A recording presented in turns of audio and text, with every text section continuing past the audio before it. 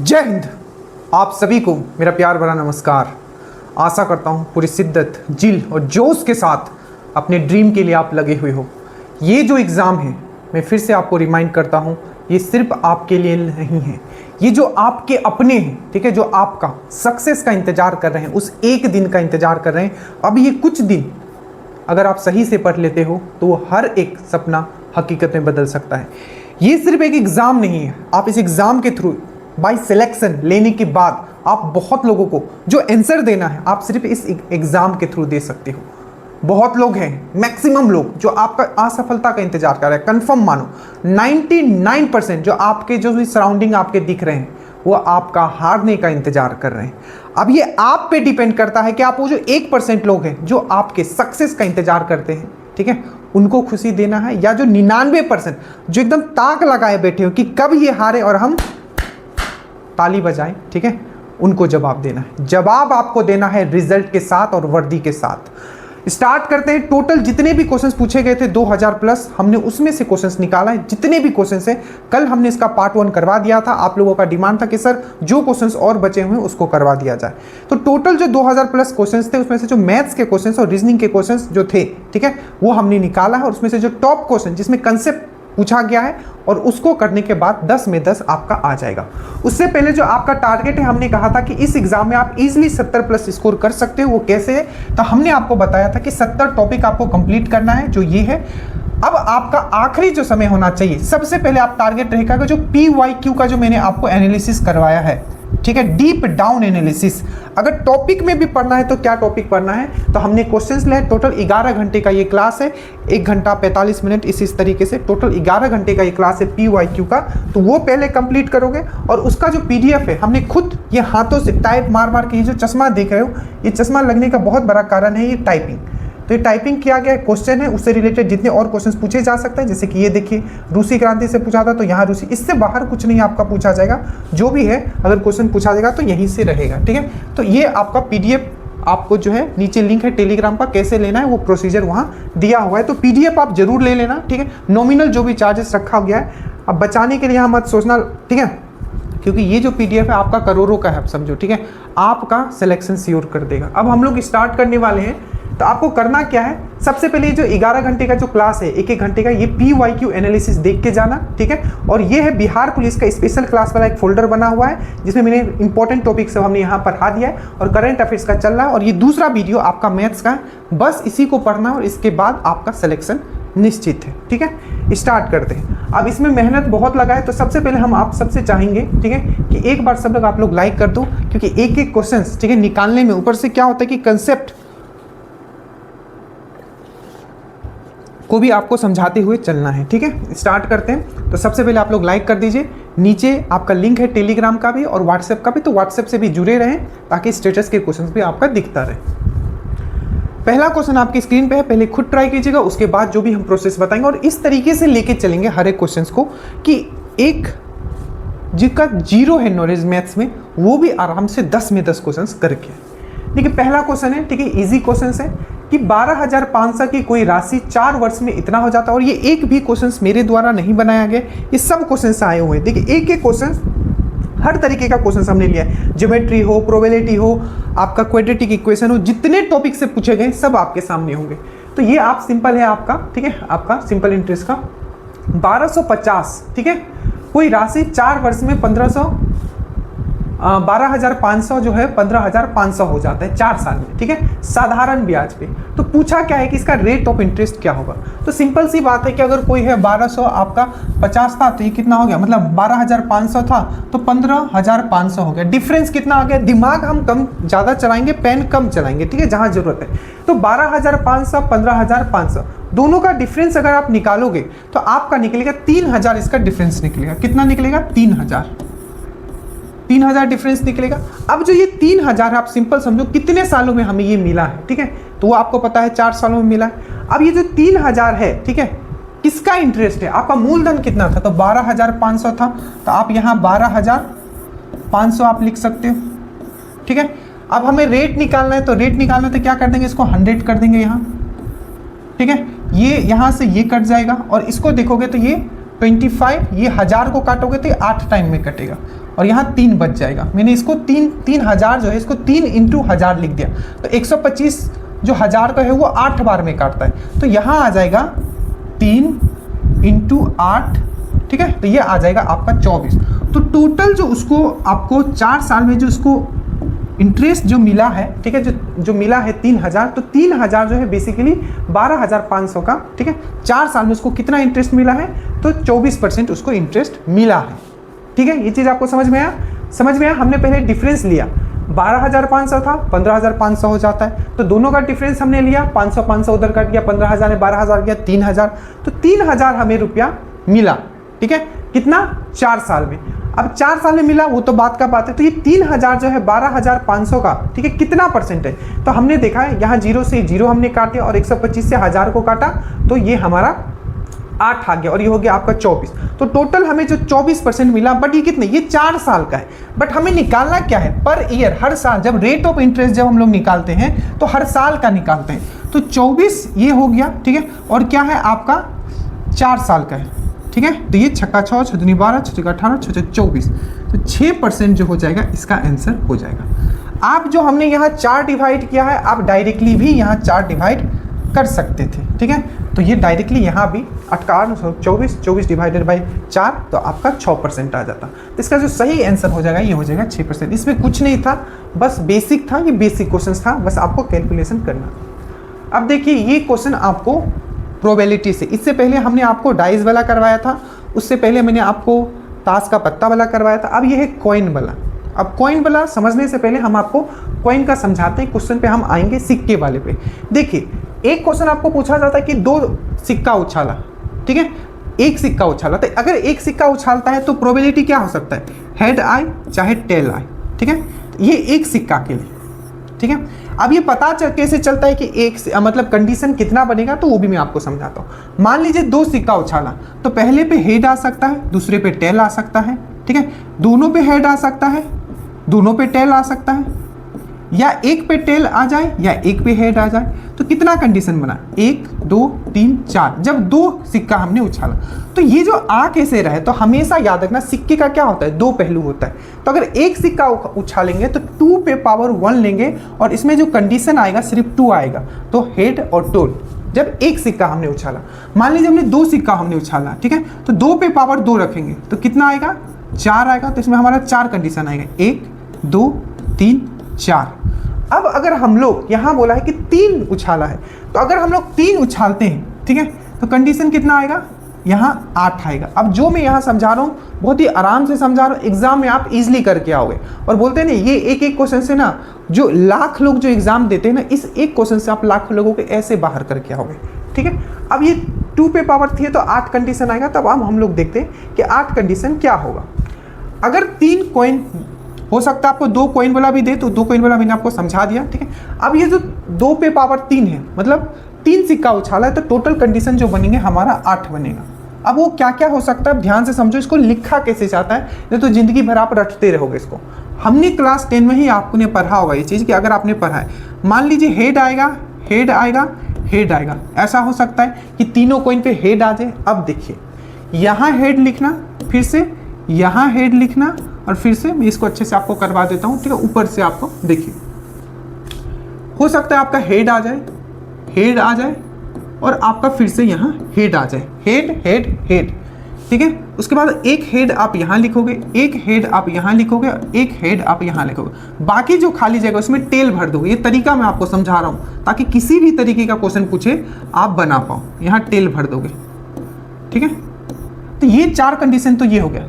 और 4 कंडीशन क्या होगा? मान लीजिए तीनों पे टेल टेल टेल आ गया, तो यहाँ टेल लिखेंगे, यहाँ टेल लिखेंगे, यहाँ टेल लिखेंगे। और जैसा हमने फिर यहाँ लिखा था, एक टेल आप यहाँ लिखो, ठीक है, एक टेल यहाँ लिखो, दूसरा आप टेल यहाँ लिखो, तीसरा टेल आप यहाँ लिख दो। ठीक है, एक एक गैप छोड़ के। तो यहाँ हेड हेड, ठीक है, फिर से यहाँ हेड, फिर से यहाँ हेड, और फिर से यहाँ हेड, और फिर से यहाँ हेड। ठीक है, तो टोटल जो आपका कंडीशन जो आपका निकल के आएगा, ये टोटल ये कंडीशन अगर 3 अगर कॉइन करते हो तो ये कंडीशन निकल के आएगी। अब देखो क्वेश्चन क्या पूछा, अब यहाँ से बहुत सारे क्वेश्चंस फॉर्म होंगे।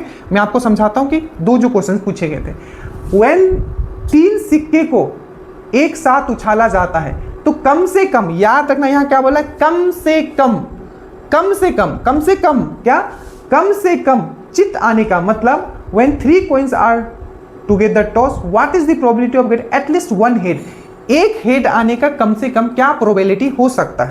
तो टोटल कंडीशन मेरे पास कितना है 8, और देखो कि कम से कम एक हेड आने का प्रोबेबिलिटी क्या होगा। कम से कम मतलब कम से कम एक तो आना ही है, एक से अगर ज़्यादा भी हो जाए तो हमें कोई प्रॉब्लम नहीं है। देखिए तो जितना आप इसमें देखोगे, ठीक है, जितना आप इसमें देखोगे सिर्फ एक कंडीशन ऐसा है जिसमें क्या है कि आपका सिर्फ टेल टेल टेल है, बाकी जितना भी देखोगे उसमें कम से कम एक हेड तो है ही। जैसे इसमें देखोगे इसमें भी एक हेड से ज़्यादा है बट एक तो है, इसमें भी एक हेड है, इसमें भी एक हेड है, इसमें भी एक हेड है, ठीक है, यहाँ तो 2 हेड है, यहाँ भी 2 हेड है, यहाँ भी 2 हेड है। तो हमने ये समझा कि टोटल 8 कंडीशन में 9 कंडीशन ऐसा है जहाँ कम से कम एक हेड है। तो क्या हो गया, टोटल 8 कंडीशन में, ठीक है, आपका 7 कंडीशन ऐसा है जिसमें कम से कम एक हेड है, एक चित है। तो क्या लिख देंगे 7/8। सेम क्वेश्चन ट्विस्ट कर दिया। अब उसने क्या किया कि पूछा कि 3 सिक्कों को एक साथ उछाला जाता है तो ज्यादा से ज्यादा एक हेड होने का क्या, यहां क्या है कम से कम। देखो जब बोले कम से कम तो कम से कम क्या, कम से कम एक हेड होना चाहिए, उससे ज्यादा भी होगा तो चलेगा। और यही क्वेश्चन से आपको चेंज कर दे कि एट मोस्ट ज्यादा से ज्यादा एक ही हेड हो, ज्यादा से ज्यादा क्या हो, एक ही हेड हो, तो उसमें क्या कंडीशन होगा। तो यहां जो आपको लिखा हुआ है सेम कंडीशन, एटलीस्ट 1 हेड के जगह यहां लिख दिया at most, at most, at most 1 head, ज्यादा से ज्यादा 1 हेड, ठीक है। तो इसमें क्या होगा आप ध्यान से समझ, ज्यादा से ज्यादा एक ही हेड होना चाहिए, मतलब एक ज्यादा से ज्यादा एक ही हेड होना चाहिए। देखिए इसमें क्या है, एक से ज्यादा हेड है तो ये तो नहीं होगा, यहाँ एक हेड है चलो ये हो सकता है, यहाँ एक हेड है चलो ये भी हो सकता है, यहाँ एक हेड है, ठीक है, तो इसमें भी एक हेड, इसमें भी हेड, एक इसमें भी हेड, ठीक है, इसमें 2 हेड है तो ये तो हो नहीं सकता, इसमें भी 2 हेड है, ये भी नहीं हो सकता, ये भी नहीं हो सकता। ज्यादा से ज्यादा एक हेड हो, ठीक है, अगर एक हेड है तो ठीक है, अगर नहीं भी है तभी भी चलेगा। तो ये जो टीटी है इसमें एक भी हेड नहीं है तो हम लोग ये कंडीशन भी ले लेंगे। तो 1 2 3 4 क्या है, एट मोस्ट 1 हेड, ज्यादा से ज्यादा 1 हेड होना चाहिए, अगर नहीं भी हेड है तो चलेगा। तो 1 2 3 4, तो ये हो गया 4 और टोटल कंडीशन कितना है 8, ठीक है। तो इसको काटोगे तो ये 1/2 आंसर आ जाएगा, ठीक है। तो याद रखना लिखा क्या, अगर एट मोस्ट लिखा हुआ है तो आपका आंसर ये होगा, और एट लिस्ट अगर लिखा हुआ है तो आपका आंसर ये होगा। एट लिस्ट 1 हेड लिखा हुआ है या एट मोस्ट 1 हेड लिखा हुआ है। देखिए इससे और भी क्वेश्चंस बहुत सारे फॉर्म हो सकते हैं कि पूछा जाएगा कि ऐसा क्या प्रोबेबिलिटी है जिसमें कि तीनों पे क्या हो, आपका हेड हो जाए, तो क्या हो जाएगा 1/8 हो जाएगा, ठीक है, क्योंकि एक ही ऐसा है कि तीनों पे हेड है, ठीक है। चलिए तो समझ में आया, क्वेश्चन नंबर 2 था, आपको समझ में आ गया होगा। ये सबसे बड़ा था कि कंडीशन लिखने आना चाहिए आपको। कैसे लिखा बैक कीजिएगा एक बार, समझिएगा तो आपको समझ में आ जाएगा। उसके बाद what is the probability of getting a prime number, कल ही मैंने आपको ये समझाया था, बस थोड़ा मैं आपको समझा रहा हूँ जल्दी से। एक पासा को फेंकने पर अभाज्य संख्या आने की प्रयोगिता क्या है। देखिए अभाज्य संख्या, एक पासा फेंका है, ठीक है, एक पासा, तो एक पासा, 2 पासा वाला मैंने कल आपको समझाया था, 1 2 3 4 5 और 6, ठीक है। आप देखो इसमें अभाज्य संख्या, अभाज्य संख्या कौन सा है, हमने आपको बताया था 1 जो होता है ना ही ये भाज्य संख्या है ना ही अभाज्य संख्या है, डेट मीन्स ना ही ये प्राइम है, ठीक है, ना ही ये कंपोजिट है, इसको हम लोग काउंट नहीं करेंगे, ना ही प्राइम है ना ही कंपोजिट है, बट याद रखिएगा ये ऑड है, विषम संख्या में ये काउंट होता है, ठीक है। सबसे छोटा अभाज्य संख्या कौन सा है, तो वो है 2। अब देखो यहाँ पूछा कि अभाज्य संख्या, तो ये एक अभाज्य संख्या है, ये भी एक अभाज्य संख्या है, ठीक है, ये भी आपका अभाज्य संख्या है। 4 और 6 जो है आपका अभाज्य संख्या नहीं है, डेट मीन्स प्राइम नंबर नहीं है। तो 2 3 5 टोटल हमारा कितना है, कंडीशन कितना है, टोटल 6 है, 6 है हमारे पास स्पेशल, मतलब हमें कितना चाहिए 3, 1 2 3, ठीक है, तो 3 हम लिख देते हैं, ये हो जाएगा 1/2। देखिए एकदम बेसिक है, ठीक है, बट इसमें ना आप लोग गलत करोगे, देखना ध्यान से कि पूछ क्या रहा है, ऑड है, इवन है, भाज्य है, अभाज्य है, ठीक है, ऑड इवन प्राइम कंपोजिट। तो याद रखना ये 1 जो होता है ये ना इधर प्राइम है ना ही आपका कंपोजिट है, ना ही भाज्य है ना ही अभाज्य में ये काउंट होता है, ठीक है। तो इसका जो आंसर आ जाएगा ये आ जाएगा आपका 1/2, ठीक है। देखिए अब ये बेसिक एकदम क्वेश्चन है, ठीक है। इस सब के क्वेश्चन आप आराम से कर पाओगे। मैं कह रहा हूँ ना, जो 10 क्वेश्चन होंगे 5 से 6 तो आप आराम से कर लोगे, जो 4 होगा बस बेसिक कंसेप्चुअल होगा, वो भी हम लोग यहाँ कवर करेंगे। किसी संख्या का 1/4 उस संख्या से 15 कम है तो वह संख्या क्या होगी? सिंपल है। देखो जब भी इस टाइप का क्वेश्चन आए ऑप्शन से आप डायरेक्टली भी कर सकते हो, ठीक है, कोई प्रॉब्लम नहीं है। देखो किसी संख्या का 1/4, किसी संख्या का 1/4, मुझे वो संख्या नहीं पता है, तो इधर से आप चेक करो ये ऑप्शन से कि कौन सा ऐसा संख्या है जो 4 से कटता है। तो आप देखोगे ये नहीं कटता है, ठीक है, ना ही ये कटता है, ना ही ये कटता है, ये आपका आंसर होगा। देखो अब मैं प्रूफ करके दिखा देता हूँ, ठीक है। अगर मैं 20 का 1/4 अगर मैं निकालता हूँ, ठीक है, 1/4 अगर निकालता हूँ तो कितना होगा? 5 4 20, तो 5 होगा, ठीक है। तो यही ना बोला है, ठीक है। तो अगर मैं मान लेता हूँ कि मेरा ओरिजिनल नंबर अगर 20 है, ठीक है, तो इसका 1/4 कितना होगा? 5 होगा, और कंडीशन प्रूफ हो गया मेरा। क्या बोला है? किसी संख्या का 1/4, तो 20 का 1/4 क्या होता है? 5 होता है, ठीक है। उस संख्या से 15 कम है, ये 20 है, ये 5 है, दोनों में डिफरेंस कितना है? 15 का है, तो ये आपका प्रूफ हो गया, ठीक है। तो थोड़ा सा दिमाग लगाओगे तो ऑप्शन से ये हो गया, ठीक है। अब मान लो कि आपका दिमाग नहीं चला तो कैसे करेंगे इसको, ठीक है।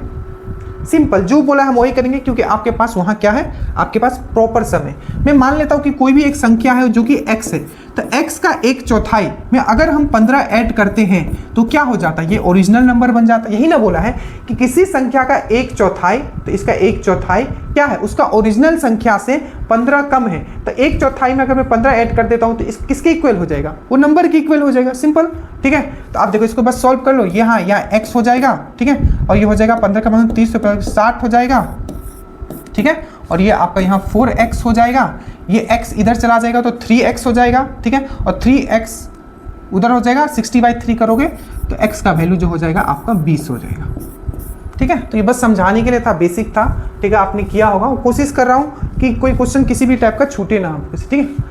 अब देखो ये थोड़ा सा दिमाग लगाने का क्वेश्चन है। देखो क्या बोलता है कि यदि घनाभ मतलब क्यूबॉइड, ठीक है, if the length breadth and height, मतलब यदि घनाभ की लंबाई, चौड़ाई और ऊंचाई 1:2:3 में है, और इन्हें मतलब उसका जो भी एक घनाभ है मान लो, ठीक है, उसका आपका लंबाई, चौड़ाई और ऊंचाई का क्या दिया हुआ है? रेशियो आपका दिया हुआ है, ठीक है। तो अगर उसका लंबाई, चौड़ाई और जो है ऊंचाई को क्या कर दिया गया है? आपका 100, 200 और 200% बढ़ा दिया गया है, तो पूछा है कि नया उसका जो वॉल्यूम होगा, ठीक है, जो आयतन होगा क्या होगा? देखो सबसे पहले आप देखो कि पहले का उसका क्या है? 1 2 3। इसमें दो तरीके से क्वेश्चन पूछा गया। एक तो पूछा गया कि नया घनाभ जो होगा उसका आयतन क्या होगा, और एक ये पूछा गया था जो नया घनाभ होगा वो कितने गुना होगा पहले वाले का। सिंपल है एकदम बेसिक। देखो तो सबसे पहले अगर इसका अगर ये पहले 1 था तो इसका 100% बढ़ाओगे तो सिंपल है, कोई अगर 1 है इसका 100% कितना होगा? 1 ही होगा। डेट मीन्स ये वाला कितना हो गया आपका? ये 2 हो गया, ठीक है। अब 2 ये है ऑलरेडी, क्या है आपका? ये 2 है। इसमें क्या बोला है कि इसका 200% बढ़ा दिया, तो 2 पहले से था, ठीक है। अगर मैं इसमें 100% बढ़ाता हूं तो क्या होगा? करना सीखो, ठीक है, मैं बता रहा हूं एग्जाम में कैसे करना है, ठीक है। देखो 2 था, इसका 200% बढ़ाना है, तो अगर मैं इसका 100% बढ़ाऊंगा तो कितना बढ़ेगा? 2 तो इसके पास है ही, 100% बढ़ाऊंगा तो 2 बढ़ेगा। टोटल क्या है? 200% है, तो फिर से 100% बढ़ाऊंगा तो फिर 2 बढ़ेगा, तो टोटल ये कितना आ जाएगा? ये आ जाएगा 6 आ जाएगा। उसी प्रकार से देखो फिर से इसको क्या क्या है? 200% बढ़ाया, तो 3 तो है ही, फिर से क्या 100% बढ़ेगा तो 3, और फिर से 100% बढ़ेगा तो 3, ठीक है। तो टोटल कितना हो जाएगा? ये हो जाएगा 9। इसी को अगर आप मल्टीप्लाई करते हो, आपको क्यूबॉइड का, मैं आगे क्यूब और क्यूबॉइड का पूरा मतलब घन और घनाभ का पूरा फॉर्मूला भी बताऊंगा। अभी इतना याद रखो कि जो भी आपका घनाभ होता है, क्यूबॉइड होता है, ठीक है, उसका जो वॉल्यूम होता है वो लंबाई, चौड़ाई और ऊंचाई, length into breadth into height. तो ये हो जाएगा आपका 9×1 = 54, मतलब 2 6 और 9, तो क्या हो जाएगा? 9×1 = 54, 54 और 2 कितना हो जाएगा? ये होगा 8 और ये हो जाएगा 10, 108 इसका आंसर हो जाएगा। एक बार क्वेश्चन में ये तो पूछ लिया कि इस तरीके से, एक बार क्वेश्चन ने पूछ लिया कि जो नया ये जो आपका आयतन आया बेसिकली पुराने वाले आयतन से कितना गुना है। तो देखो इसको फिर क्या करोगे आप? मल्टीप्लाई कर लेंगे, तो क्या हो जाएगा? ये 6 हो जाएगा, ठीक है, 6 हो जाएगा। और देखो तो पहले था 6 और ये था अभी आया 108, तो कितने गुना है? कितने गुना आप बोलो तो सिंपल है, आप इसको क्या कर दोगे? डिवाइड कर दोगे, तो 6 1 = 6 आपका आ जाएगा, ठीक है, ये 108 हो जाएगा। 6 1 = 6 आ जाएगा, और 4 क्या हो जाएगा? 8 6 48, ठीक है, तो 18 गुना हो जाएगा। यही होगा ना, 8 6 48 के 8 हासिल 4, 6 1 = 6 और 6 1 = 6 4 10, ठीक है, तो ये हो जाएगा 18 गुना हो जाएगा। तो क्वेश्चन देखना कि आखिर पूछा क्या है, ठीक है। क्वेश्चन ये दोनों क्वेश्चन आए हुए हैं कि कितना गुना हो गया और नया आयतन क्या होगा, समझ में आया? ठीक है। और ये जो तरीका मैंने समझाया किसी बुक में नहीं लिखा हुआ है कि जो 100%, क्योंकि आप बाकी लोग कैसे करेंगे, इसको 1 का 100% ऐसे नहीं सोचना है, ठीक है। कॉमन लैंग्वेज में सोचना, 100% बढ़ा देना मतलब डबल कर देना। तो मेरे पास 2 था ही, ठीक है, तो इसका 200% बढ़ाना। तो पहले 2 था तो 100% बढ़ाऊंगा तो इसमें 2 और जुड़ जाएगा, फिर 100% बढ़ाऊंगा तो इसमें होता है। इस तरीके से करोगे तो बड़ा ही ईजी आपको लगेगा, ठीक है। मज़ा आया? मज़ा आ रहा होगा, ठीक है, मज़ा आते रहना चाहिए। धैर्य बस बनाए रखिएगा, ठीक है। धैर्य बनाए रखोगे तो एग्जाम में भी हंसते हुए बाहर आओगे, ठीक है, ये मेरा प्रॉमिस। अब देखो, what is the formula of cut surface area of cone. अब ये बेसिक है, सबको पता होगा आंसर, बट बस मैं फॉर्मूला आपको एक बार रिवीजन कराने के लिए आया हूं। देखो, अगर हम लोग किसका बात करते हैं, कोन का बात करते हैं, कोन, ये कोन है आपका, शंकु है, ठीक है। सबसे पहले इसमें क्या क्या आपको याद रखना है, जैसे कि ये डायरेक्ट फॉर्मूला आप पूछ लिया, तो ऐसे फॉर्मूला और भी आपके पूछे जाएंगे। जल्दी से क्विक रिवीजन करते हैं। ये होता है आपका एल, जिसको हम लोग बोलते हैं स्लेंट हाइट। ये होता है आपका हाइट, दैट मीन्स ऊंचाई, और ये होता है आपका त्रिज्या, दैट मीन्स आपका रेडियस। अगर इसका पूछेगा कि कट सरफेस एरिया, पृष्ठ क्षेत्रफल कितना होगा, ठीक है, तो कट सरफेस एरिया पृष्ठ क्षेत्रफल जो होता है इसका, ये होता है पाई आर और एल, ठीक है। ये हो गया पाई आर एल, ठीक है। अब मैंने कल ही समझाया था जो पृष्ठ क्षेत्रफल मतलब क्या होता है, सिर्फ इसका ये वाला, इस साइड का, ठीक है। तो ये हो गया, ये कोन अगर मैं मानता हूं तो कोन का ये पूरा बाहरी वाला सरफेस। अगर इसका कुल क्षेत्रफल बोलते हैं, कुल क्षेत्रफल, ये आपका कट सरफेस एरिया है, मतलब वक्र पृष्ठ क्षेत्रफल है। तो ये अगर मैं कुल क्षेत्रफल बोलूं, टोटल सरफेस एरिया बोलूं, तो टोटल सरफेस एरिया अगर मैं लूंगा तो ये वाला तो आएगा ही, इसका जो चारों तरफ घूम रहा है, मतलब अगर ये कोन है तो इसका ये चारों तरफ, प्लस जो इसका नीचे है, ये वाला जो नीचे वाला जो है, ये क्या है, ये भी एक सर्कल है, एक वृत्त है, तो ये भी आ जाएगा। तो यहाँ मैं लिखूंगा पाई, यहाँ मैं लिखूंगा एल, ताकि आप क्या है ना, रटोगे ना तो वहाँ क्या होगा ना, आपको कन्फ्यूजन होने लगेगा कि यही फॉर्मूला रटे थे कि नहीं, तो एक बार समझ लेते हैं। तो ये हो जाएगा पाई आर स्क्वायर। इसको अगर आप कॉमन लेते हो पाई आर को, ठीक है, तो यहाँ एल प्लस आर आपका आ जाएगा। तो अगर आपको सिंपल पूछे कि आपका सरफेस एरिया, तो आप बोलोगे पृष्ठ मतलब क्षेत्रफल, ठीक है, तो पाई आर एल बोलोगे, और बोलेगा टोटल में कुल आपका पृष्ठ क्षेत्रफल क्या होगा, तो पाई आर एल प्लस आर। तो इसका जो आंसर हो जाएगा, यहाँ क्या पूछा है, शंकु का वक्र पृष्ठ क्षेत्रफल, what is the formula of cut surface area, मतलब सिंपल वाला पूछा है, ठीक है, सिर्फ कट सरफेस एरिया पूछा है, तो ये हो जाएगा पाई आर एल। और अगर पूछता कुल पृष्ठ क्षेत्रफल, टोटल सरफेस एरिया अगर पूछता तो आपका ये होता। अब इसका वॉल्यूम से भी क्वेश्चंस पूछे जाते हैं, आयतन का। तो इसका आयतन का जो फॉर्मूला होता है आपको अच्छे से याद रखना है, ये क्या होता है, 1/3 पाई आर स्क्वायर एच, ठीक है, भी equal to 1/3 pi r square H.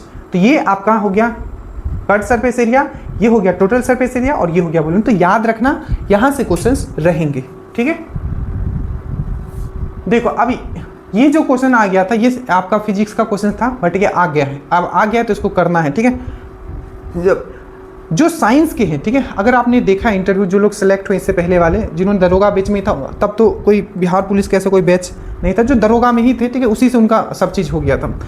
अब जो 26 से 28 क्वेश्चन तक आपके साइंस थे, और लोगों ने कितना सही करके, एटलीस्ट 22 से 23 क्वेश्चन हर स्टूडेंट्स करेक्ट करके आए थे, और जो थोड़ा हर पीडीएफ और वीडियो को पढ़ के गए थे उनका 24 क्वेश्चन तक सही था। 28 क्वेश्चन में 24 क्वेश्चन, आप समझो उनका तो साइंस से ही आपका कंफर्म हो गया था कि रिजल्ट हो रहा है, ठीक है।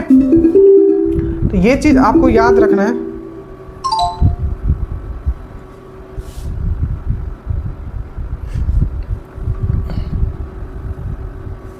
चलिए, तो ये साइंस का क्वेश्चन है, इसको आप थोड़ा सा ध्यान देंगे हम लोग, ठीक है। साइंस में आपका एक भी क्वेश्चन छूटेगा नहीं, आप इजीली करके आओगे, ठीक है, मुझे पता है सब क्वेश्चंस, क्योंकि साइंस इतना डिटेल में और इतने क्वेश्चंस प्रैक्टिस करवाए गए, इतने पीडीएफ दिए गए। अब यहाँ देखिए, ये क्वेश्चंस अगर आप कर पाते हो, डेट मीन्स आपने अच्छे से पढ़ा है, क्योंकि ये ऑलरेडी आपके दरोगा में क्वेश्चंस आ चुका है। क्या बोला कि 4 ओम के 3 प्रतिरोध मतलब होता है रेजिस्टेंस को एक समबाहु त्रिभुज में, समबाहु मतलब होता है इक्विलेटरल ट्रायंगल के आकार में जोड़ दिया गया है, तो किन्हीं 2 कणों के बीच में प्रभावी प्रतिरोध क्या होगा, मतलब इफेक्टिव रेजिस्टेंस आपको निकालना है। अब देखो कुछ चीज मैं आपको समझाता हूँ। क्वेश्चन ये पूछा है कि मान लीजिए अगर इस तरीके से मैं रेजिस्टेंस ड्रॉ करता हूँ, ठीक है, अब बोला है कि ये क्या इक्विलेटरल ट्रायंगल है, समबाहु, तो मतलब ये 4 है, तो ये 4 है, तो ये भी 4 है, ठीक है। तो इसका बोला टोटल कितना होगा। अब देखो इसको एक चीज मैं समझाता हूं, जब भी रेजिस्टेंस श्रेणी क्रम में होगा, मतलब सीरीज में होगा, मान लो कि मैं एक रेजिस्टेंस ड्रॉ करता हूं ऐसे, ये 2 रेजिस्टेंस है, ये R है, ये R है। तो अगर मैं बोलूँ टोटल रेजिस्टेंस कितना होगा, तो अगर ये सीरीज में है, ठीक है, श्रेणी क्रम में, तो डायरेक्टली ऐड हो जाएगा। ये होगा आपका R1, अगर मैं R2 ले लेता हूँ तो R1 प्लस R2, ठीक है। और अगर मान लो ये समांतर श्रेणी में है, समांतर श्रेणी है मतलब मान लीजिए कि अगर ये पैरेलल में है, ठीक है, इस तरीके से, ठीक है, इस तरीके से है, अगर ये R1 है और ये R2 है, ठीक है, R1 है और R2 है, अगर मैं बोलूँ कि इसमें टोटल रेजिस्टेंस कितना होगा, तो जो ये होगा आप याद रखना R1 into R2 divided by R1 plus R2। ये आप अच्छे से याद रखना, बीपीएससी में भी इस पे क्वेश्चंस पूछा गया है, सीरीज और आपका पैरेलल में, श्रेणी और समांतर श्रेणी, श्रेणी क्रम और आपका ये होता है सीरीज और ये होता है पैरेलल, ठीक है, श्रेणी और समांतर। अब एक चीज आपको समझना है कि जब भी इस टाइप का अगर फिगर दे तो आपको पता कैसे चलेगा। अब जो लॉजिक समझा रहा हूं, ठीक है, आपके इलेक्ट्रिसिटी का वो समझना कि जब अगर इस तरीके का दिया हो तो आप पता कैसे करोगे कि ये कौन सा सीरीज में है, कौन सा आपका समांतर में है, कौन सा पैरेलल में है। तो अब इसका जो मैं कंसेप्ट समझा रहा हूं आप देखो, हमेशा याद रखना जब भी सीरीज में होगा तो उस वायर में करंट क्या होगा, सेम करंट दौड़ेगा। अब बोलोगे कैसे, तो देखो जैसे कि अगर मैं यहाँ बैटरी ऐड करता हूँ, ऐसे कोई समझाने वाला नहीं है तो ध्यान से समझना। अगर मैं बैटरी यहाँ ऐड करता हूँ, ठीक है, करंट यहाँ अगर मान लो ये पॉजिटिव है, ये नेगेटिव है, ठीक है, करंट आपका यहाँ से स्टार्ट हुआ, मान लीजिए ये I है, यहाँ गया, करंट दो भागों में बट गया, एक इसमें बटा और एक इसमें बटा। अगर मैं मान लेता हूँ ये I1 है तो ये आपका I2 में मान लेता हूँ और ये मैं I3 में मान लेता हूँ, ठीक है। अब हमेशा याद रखना जिसमें करंट सेम होगा, जैसे इसमें और इसमें करंट सेम है, ये I3 ही इसमें भी जा रहा है और इसमें भी जा रहा है, तो क्या है आपका, ये दोनों क्या है आपका सीरीज में है। बट इसमें क्या जा रहा है, ये जो है आपका इसमें I2 जा रहा है, तो ये दोनों तो सीरीज है आपस में, और ये दोनों सीरीज इसके साथ क्या है, ये आपका पैरेलल में। तो अगर मैं इसको बनाना चाहूँ तो ये देखो ये दोनों सीरीज में है तो ये दोनों ऐड हो जाएगा, दैट मीन्स क्या हो जाएगा, ये 8 हो जाएगा, तो मैं यहाँ 8 लिख सकता हूँ, 8 हो गया आपका। और नीचे क्या है आपका, ये 4 है तो ये 4 हो गया, ठीक है। अब ये दोनों क्या है आपका समांतर में है, मतलब पैरेलल में है। अब इन दोनों का क्या मैंने अभी बताया था क्या होता है, अगर जब भी आपका पैरेलल में हो तो 8 इंटू 4, 8 प्लस 4 12, तो क्या हो जाएगा, ये 3 हो जाएगा। आंसर क्या आ जाएगा, 8/3 इसका ये आएगा।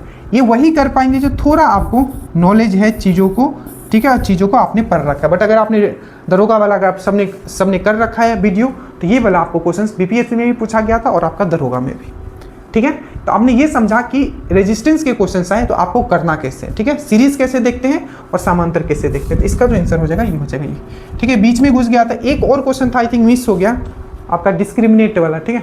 चलिए ये कल ही मैंने समझाया था, जल्दी से इसका आंसर दो, ठीक है। यदि समीकरण kx² - 6x + 3x 0 है तो मूल मतलब होता है रूट्स का योगफल। इसे बोला है कि जो रूट्स का जो है मतलब मूल का जो योग है और मूल का जो गुणनखंड है वो दोनों सेम है, मतलब sum of the roots and product of the roots जो है सेम है। तो पूछा है, देखो क्या पूछा क्या है, तो फिर से k का वैल्यू पूछा है। अब याद करो मैंने आपको क्या समझाया था, क्या समझाया था, जो बेसिक होता है ax² bx + c = 0, ये मैंने आपको समझाया था। और इसे मैंने आपको क्या समझाया था, ये वाला बस इक्वेशन याद रखना जिसमें कि योगों का जो सम होता है, सम ऑफ दी जो रूट्स होता है क्या होता है -b/a, ठीक है। और जब द प्रोडक्ट ऑफ दी जो रूट्स जो होता है वो क्या होता है c/a। अब बस देखो और क्या बोले, ये दोनों सेम है, ये और ये सेम है, मतलब इसका मतलब वो क्या बोल रहा है, -b/a = क्या है c/a है, यही ना वो बोल रहा है। बोलने का मतलब उसका ये कि sum of the roots and product of the root same है, योगों का जो मूलों का जो योग है, मूलों का जो गुणनखंड है, दोनों सेम है। अब देखो इसने क्या बोला, ये इक्वेशन हमें दे के रखा है। मैं एक बार इक्वेशन यहाँ से उतार देता हूँ आपके लिए, kx² - 6x + 3k = 0। ये वाला जो इक्वेशन है मेनली यहाँ से आपको फॉलो करना है, मेन इक्वेशन ये होता है, इसी पे बना के ये दे देता है। अब देखो यहाँ से इसको मैं इस तरीके से कर दिया, देखो -b/a, ठीक है। तो b यहाँ ये है तो यहाँ b क्या है, -6 है, ठीक है। तो यहाँ है -6 डिवाइडेड बाई a क्या है, a तो k है आपका, तो यहाँ आप k लिख दिए। यहाँ क्या है, c क्या है, तो c क्या है 3k है, तो मैंने यहाँ आपका 3k लिख दिया। एकदम आराम से सुनिए, ठीक है, आराम से आपको करना है। वीडियो आप 2x की स्पीड से देख लेना, ठीक है, मैं बस आपको आराम से समझा दे रहा हूँ, ठीक है। तो ये 3k हो गया और a का वैल्यू क्या है आपका यहाँ k, तो k से k आपका कट गया, ठीक है। और ये माइनस है तो प्लस हो गया, और यहाँ क्या हो जाएगा, ये 3 से ये 2 से कट जाएगा, तो k का जो वैल्यू आ गया आपका, k ये इधर चला जाएगा, k का जो वैल्यू आ गया आपका 2 आ जाएगा। के का वैल्यू कितना आ गया आपका 2 आ गया, तो के जो हो गया ये 2 आ गया। ये कल भी मैंने समझाया था, प्लीज आप कल वाला वीडियो आप जरूर देख लीजिए। नेक्स्ट है आपका, ये देखिए कि क्या पूछा है, ये प्रोबेबिलिटी का क्वेश्चन है।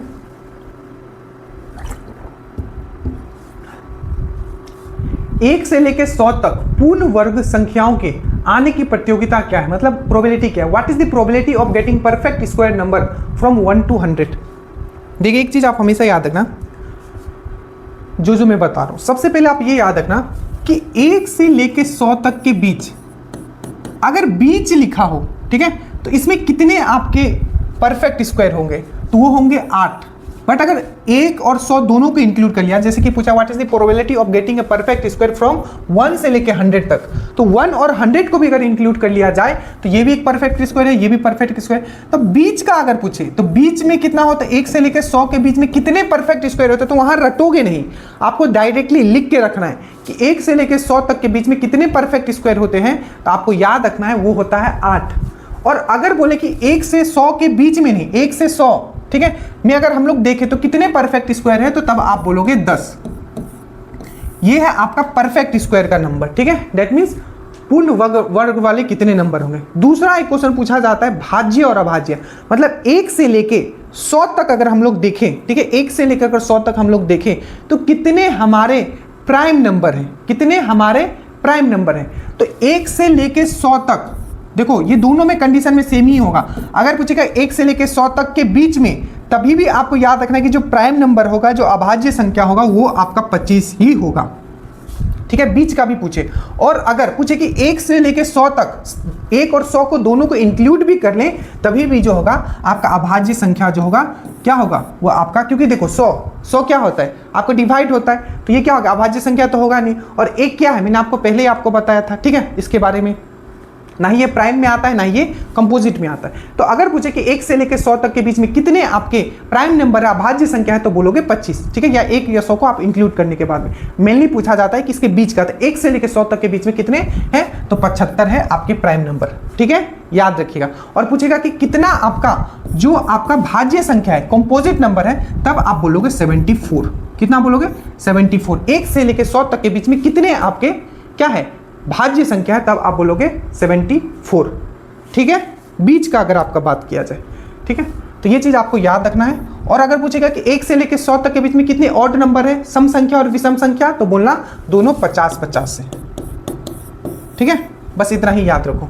मेनली किससे क्वेश्चन पूछा जाता है, आपका इससे, कि कितने अभाज्य संख्या है 1 से लेकर 100 तक के बीच में, तो आप बोलोगे 25, ठीक है। दूसरा पूछा जाता है 1 से लेकर 100 तक के बीच में, ठीक है, कितने आपके परफेक्ट स्क्वायर नंबर हैं बीच में, तो आप बोलोगे 8, ठीक है। और 1 और 100 को भी इंक्लूड कर लिया जाए तो कितने हैं आपके 10। तो बस ये 3 फैक्ट आप याद रखना, इसी पे क्वेश्चंस पूछे जाते हैं, ठीक है। उसके बाद अब देखो क्वेश्चन क्या, व्हाट इज द प्रोबेबिलिटी, ठीक है, 1 से लेकर 100 तक के पूर्ण वर्ग संख्याओं के आने की जो प्रोबेबिलिटी है वो क्या है। तो हम यहां देखेंगे टोटल ये कितना है, 100 है, और 1 से लेके 100 तक का सबको इंक्लूड किया गया है, तो कितना हो जाएगा, यहाँ 10 हो जाएगा आपका क्या, आपका परफेक्ट स्क्वायर नंबर। तो ये काटोगे, ये आ जाएगा 1/10। बट यही क्वेश्चन रहता कि 1 से 100 के बीच में कितने ऐसे परफेक्ट स्क्वायर हैं, ठीक है, उसका आपको प्रोबेबिलिटी निकालना है, तब क्या होगा, तो ये आप लिख दो 8/100, ठीक है, तब लिखते हैं आप 8/100, ठीक है। तो इस पर आप ध्यान देना, यहाँ पूछा है तो ये जो हो जाएगा आपका कितना हो जाएगा, ये 1/10 इसका आंसर हो जाएगा। और बिटवीन का पूछता तो आप इसको डायरेक्टली कर सकते थे, 4 बार 4 से काटोगे तो 2 टाइम जाएगा, और 4 से काटोगे तो 25 टाइम जाएगा, तो ये हो जाएगा 2/25 आता, ठीक है, 2/25 आता आपका। अगर पूछता कि 1 से 100 के बीच का अगर प्रयोगता पूछता आपका पूर्ण वर्गों का, ठीक है, तो ये हो गया आपका बी, इसका आंसर हो जाएगा।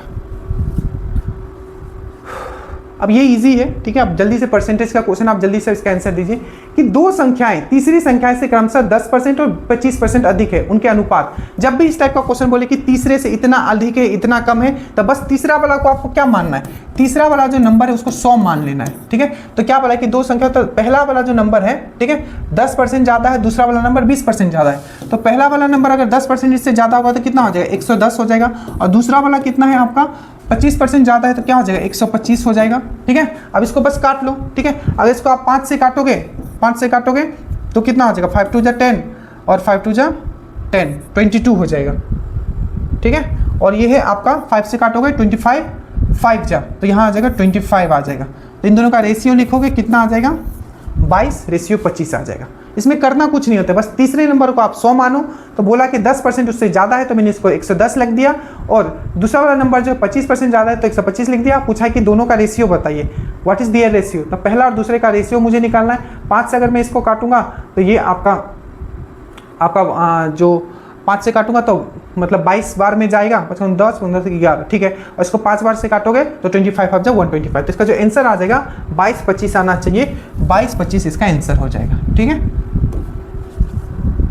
अब ये देखिए, यदि 15 किताबों का, ये भी बहुत ही बेसिक क्वेश्चन है, जल्दी से करते हैं। यदि 15 किताबों का क्रय मूल्य 20 किताबों के विक्रय मूल्य के बराबर है तो प्रतिशत हानि क्या होगी। सिंपल है, देखो जब भी इस टाइप का क्वेश्चन मेरे क्या है 15 किताब, तो 15 किताब का क्या है आपका क्रय मूल्य, क्रय मूल्य में सीपी ले लेता हूं, ठीक है, इक्वल टू 15 का सीपी किसका इक्वल है 20 के विक्रय मूल्य के इक्वल है, तो 20 के विक्रय मूल्य, विक्रय मूल्य मतलब एसपी, सिंपल 15 का क्रय मूल्य जो है किताबों का 15 का, और विक्रय मूल्य को मैं एक भी ले सकता हूं, मैंने यहाँ सीपी ले लिया कि हर एक किताब का कितना है सीपी है, तो 15 किताब का जो सीपी है, ठीक है, कितना है इक्वल 20 किताबों के एसपी के इक्वल है। अब देखो इसको कैसे करोगे, ये सीपी बाय एसपी लिखोगे, ठीक है, यहाँ 20 आ जाएगा, यहाँ आपका 15 आ जाएगा, इसको काटोगे 4 से जाएगा, ठीक है, 4 से जाएगा, ये काटोगे आप 3 से जाएगा, ठीक है। अब देखो खरीदा था 4 रुपया में, सीपी कितना है 4 और एसपी कितना है 3, तो खरीदा था 4 रुपया में, बेच रहा है 3 रुपया में, लॉस कितना का हो गया, लॉस हो गया 1 रुपया का, और लॉस 1 रुपया का, और निकालते किस पे है लॉस, हमेशा क्रय मूल्य पे, तो 4 नीचे आ जाएगा। 1/4 का वैल्यू कितना होता है, ये फ्रैक्शन वैल्यू है, परसेंटेज वैल्यू कितना होता है, तो 25%, ठीक है। ये सब मैंने समझाया कि फ्रैक्शन से डायरेक्ट किया, आप इससे नहीं समझ रहे हो, तो 1/4 × 100 करोगे, ठीक है, तो ये कितना आ जाएगा 25 बार में जाएगा तो 25% हो जाएगा, ठीक है, आराम से हो गया। अब ये क्वेश्चन समझने से पहले, जब ये क्वेश्चन पूछा गया, इसको मैं आपको कुछ बेसिक इसके बारे में समझाता हूं। देखिए कुछ जो चीज मैं आपको यहां समझाऊं, आप ध्यान से समझना। देखो सबसे पहले अगर ये 2 समांतर लाइन है, दैट मीन्स पैरेलल लाइन है, अगर मैं इसको ऐसे ड्रॉ करता हूं, हमेशा याद रखना यहाँ का एंगल और यहाँ का एंगल दोनों को अगर ऐड करते हैं तो हमेशा 180 होगा। मतलब अगर मैं इसको x मानता हूँ, इसको बोलते हैं sum of interior angle of same side of transverse, ठीक है। अभी उतना याद मत रखो, बस इतना याद रखो कि अगर 2 पैरेलल लाइन गया है और एक लाइन इसमें बीच से घिसा गया है जिसको ट्रांसवर्स लाइन बोलते हैं, तो x + y जो होगा हमेशा क्या होगा 180 होगा, पहला पॉइंट। दूसरा आप याद रखना, अगर मैं एक और समांतर इस तरीके से घिसता हूँ, ठीक है, तो हमेशा याद रखना ये वाला और ये वाला एंगल जो होता है हमेशा इक्वल होता है, इसको बोलते हैं वर्टिकली अपोजिट एंगल। दूसरा कंडीशन, एक और याद रखना, अगर मैं इस तरीके से ड्रॉ करता हूं, अगर इसको ऐसे लिखता हूं, तो यहाँ का एंगल और यहाँ का एंगल, ठीक है, यहाँ का एंगल और यहाँ का एंगल इक्वल होगा, इसको बोलते हैं अल्टरनेट एंगल। क्या बोलते हैं, ये सब कब पॉसिबल होगा, जब ये 2 समांतर रेखा होंगे और एक ट्रांसवर्स होगा, तो ये होगा वर्टिकली ऑपोजिट एंगल, ये हो गया आपका अल्टरनेट एंगल, और इसको बोला जाता है, इन दोनों का जो सम होता है ये हमेशा आपका 180 होता है। ये दोनों एंगल इक्वल होगा और ये दोनों एंगल इक्वल होगा। एक चीज और मैं आपको समझाता हूं इसमें, अगर मैं मानता हूं, इसको मैं ओमिट कर देता हूं, ठीक है, अगर मैं कोई ट्रायंगल लेता हूं इस तरीके से, ठीक है, अगर मैं यहाँ कोई चीज़ ड्रॉ करता हूँ, मान लीजिए ये आपका z है और यहाँ मैं ड्रॉ करता हूँ आपका ये x है और ये आपका y है, हमेशा याद रखना ये जो z जो होगा इन दोनों के सम के बराबर होगा, मतलब z जो होगा हमेशा x + y के बराबर होगा। बस ये कंसेप्ट आपको याद रखना है, इसी कंसेप्ट पे बहुत सारे क्वेश्चंस आपके पूछे गए। अब देखिए जल्दी से इसका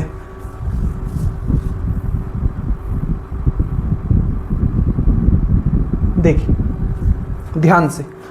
अब यहाँ क्वेश्चन अगर फिगर देता है तो ठीक है, ठीक है, अगर फिगर नहीं देता है तो फिर बनाना पड़ेगा, थोड़ा एक क्वेश्चन आपको सोचना पड़ेगा। देखो क्वेश्चन में डायरेक्टली फिगर से हम लोग इसको सॉल्व करते हैं, ठीक है, क्वेश्चंस देखने का जरूरत नहीं, ऐसे फिगर तो रहेगा ही तो आप इजीली कर पाओ।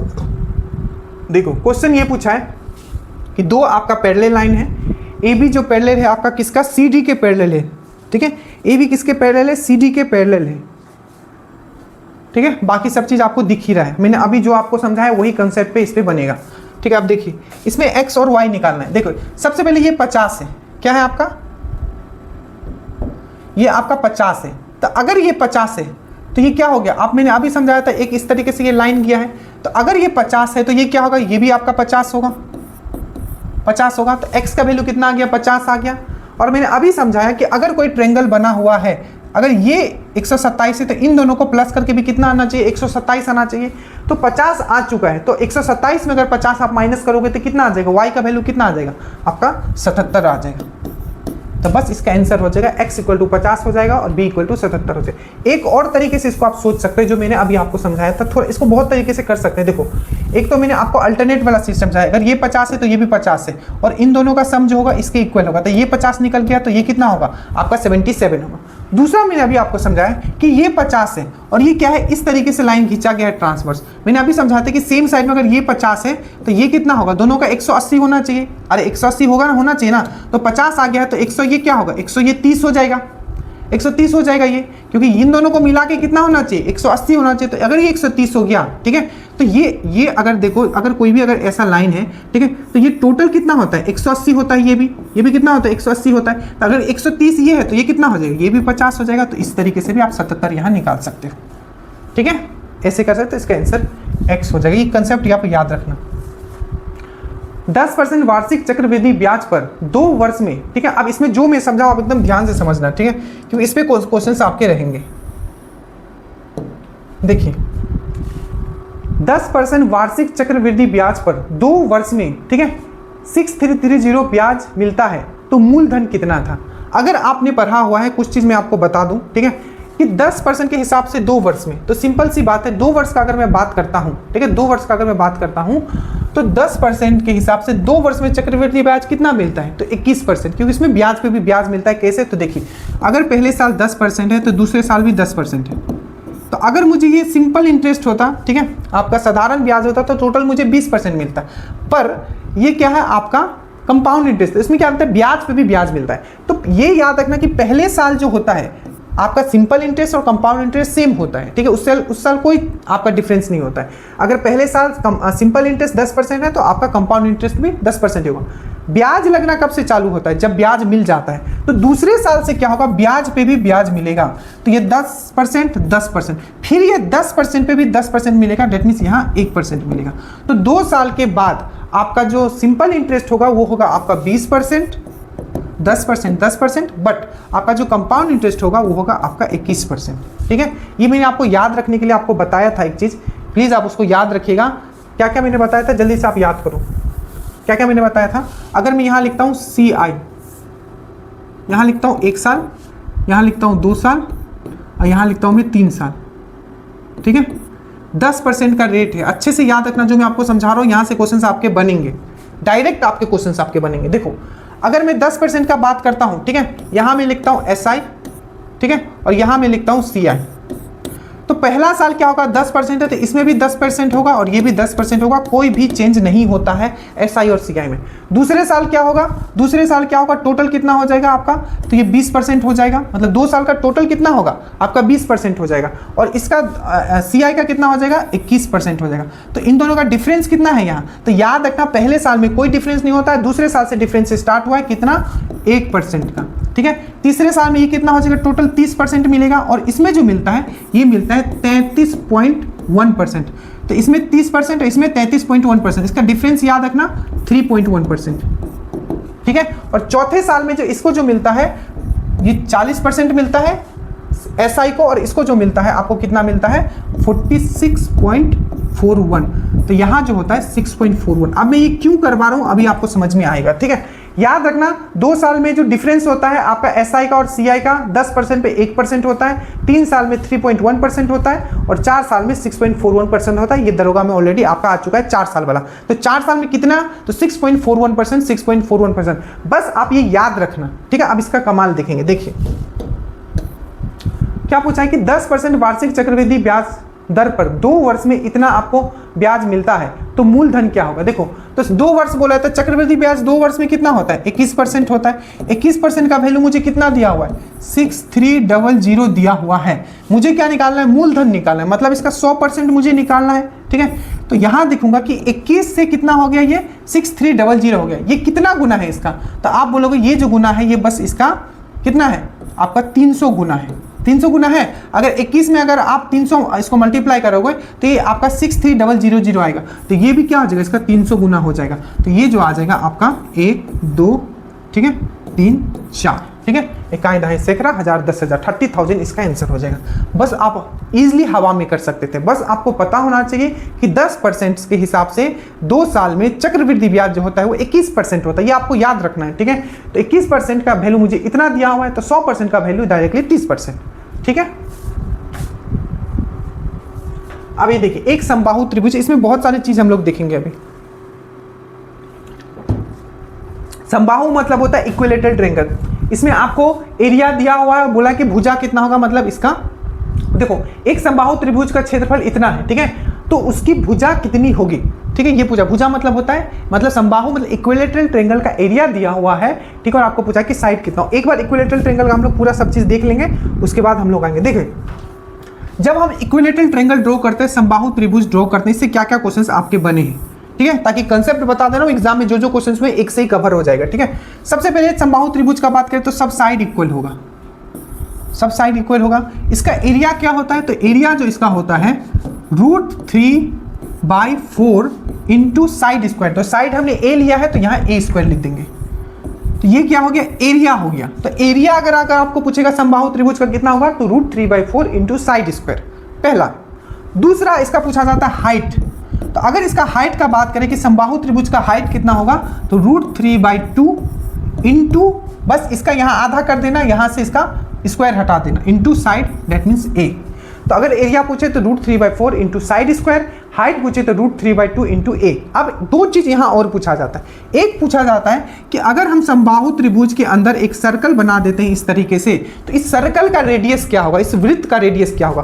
तो जब हम अंदर बना देते हैं तो इसको हम लोग बोलते हैं इन रेडियस, मतलब अंदर का जो त्रिभुज है, सॉरी अंदर का जो वृत्त है उसका रेडियस, उसका त्रिज्या निकालना है, तो कैसे निकलेगा, तो उसको हम लोग बोलते हैं इन रेडियस। तो हमेशा याद रखना, जब भी हम लोग इन रेडियस का बात करेंगे, अंदर वाले रेडियस का बात करेंगे, अंदर वाले अगर हम लोग जो वृत्त है उसका अगर हम लोग बात करेंगे कि उसका रेडियस कैसे निकालना है, तो डायरेक्ट आपको याद रखना है, क्या याद रखना है, a/2√3।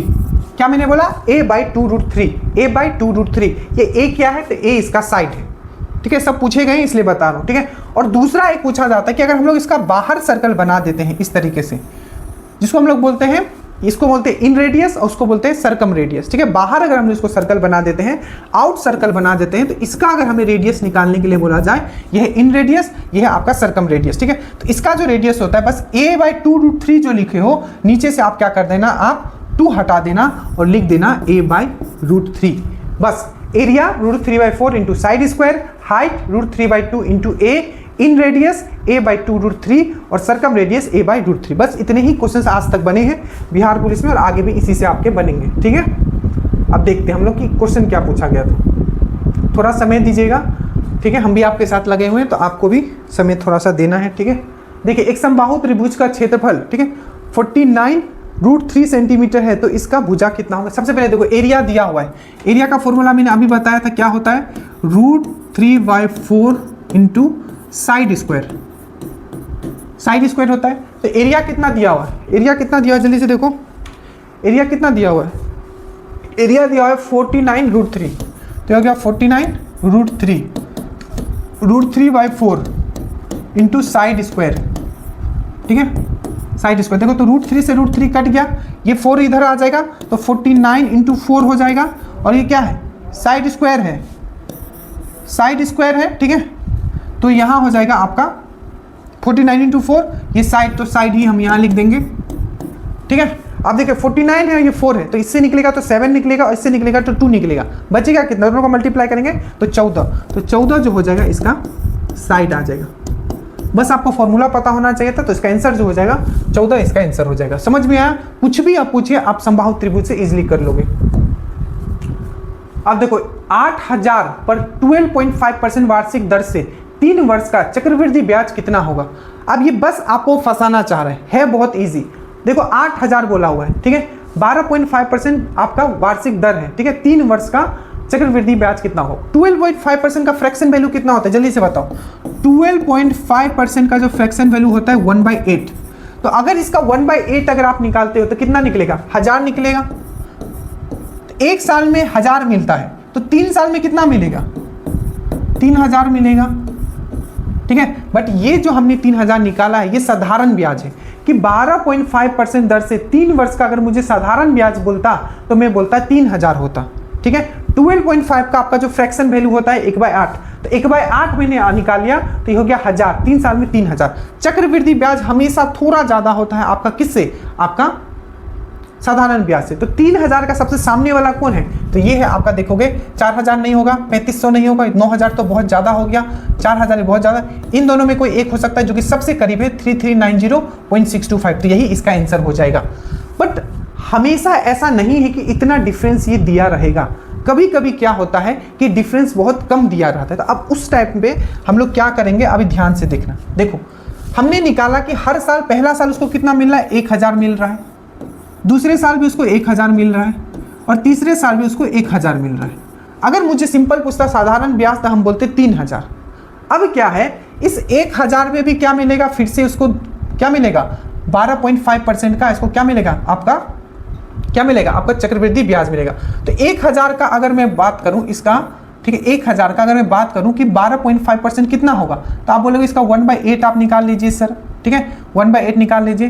तो ये जो हो जाएगा आपका 1/8 अगर हम लोग करें तो ये हो जाएगा 125 ही होगा ना।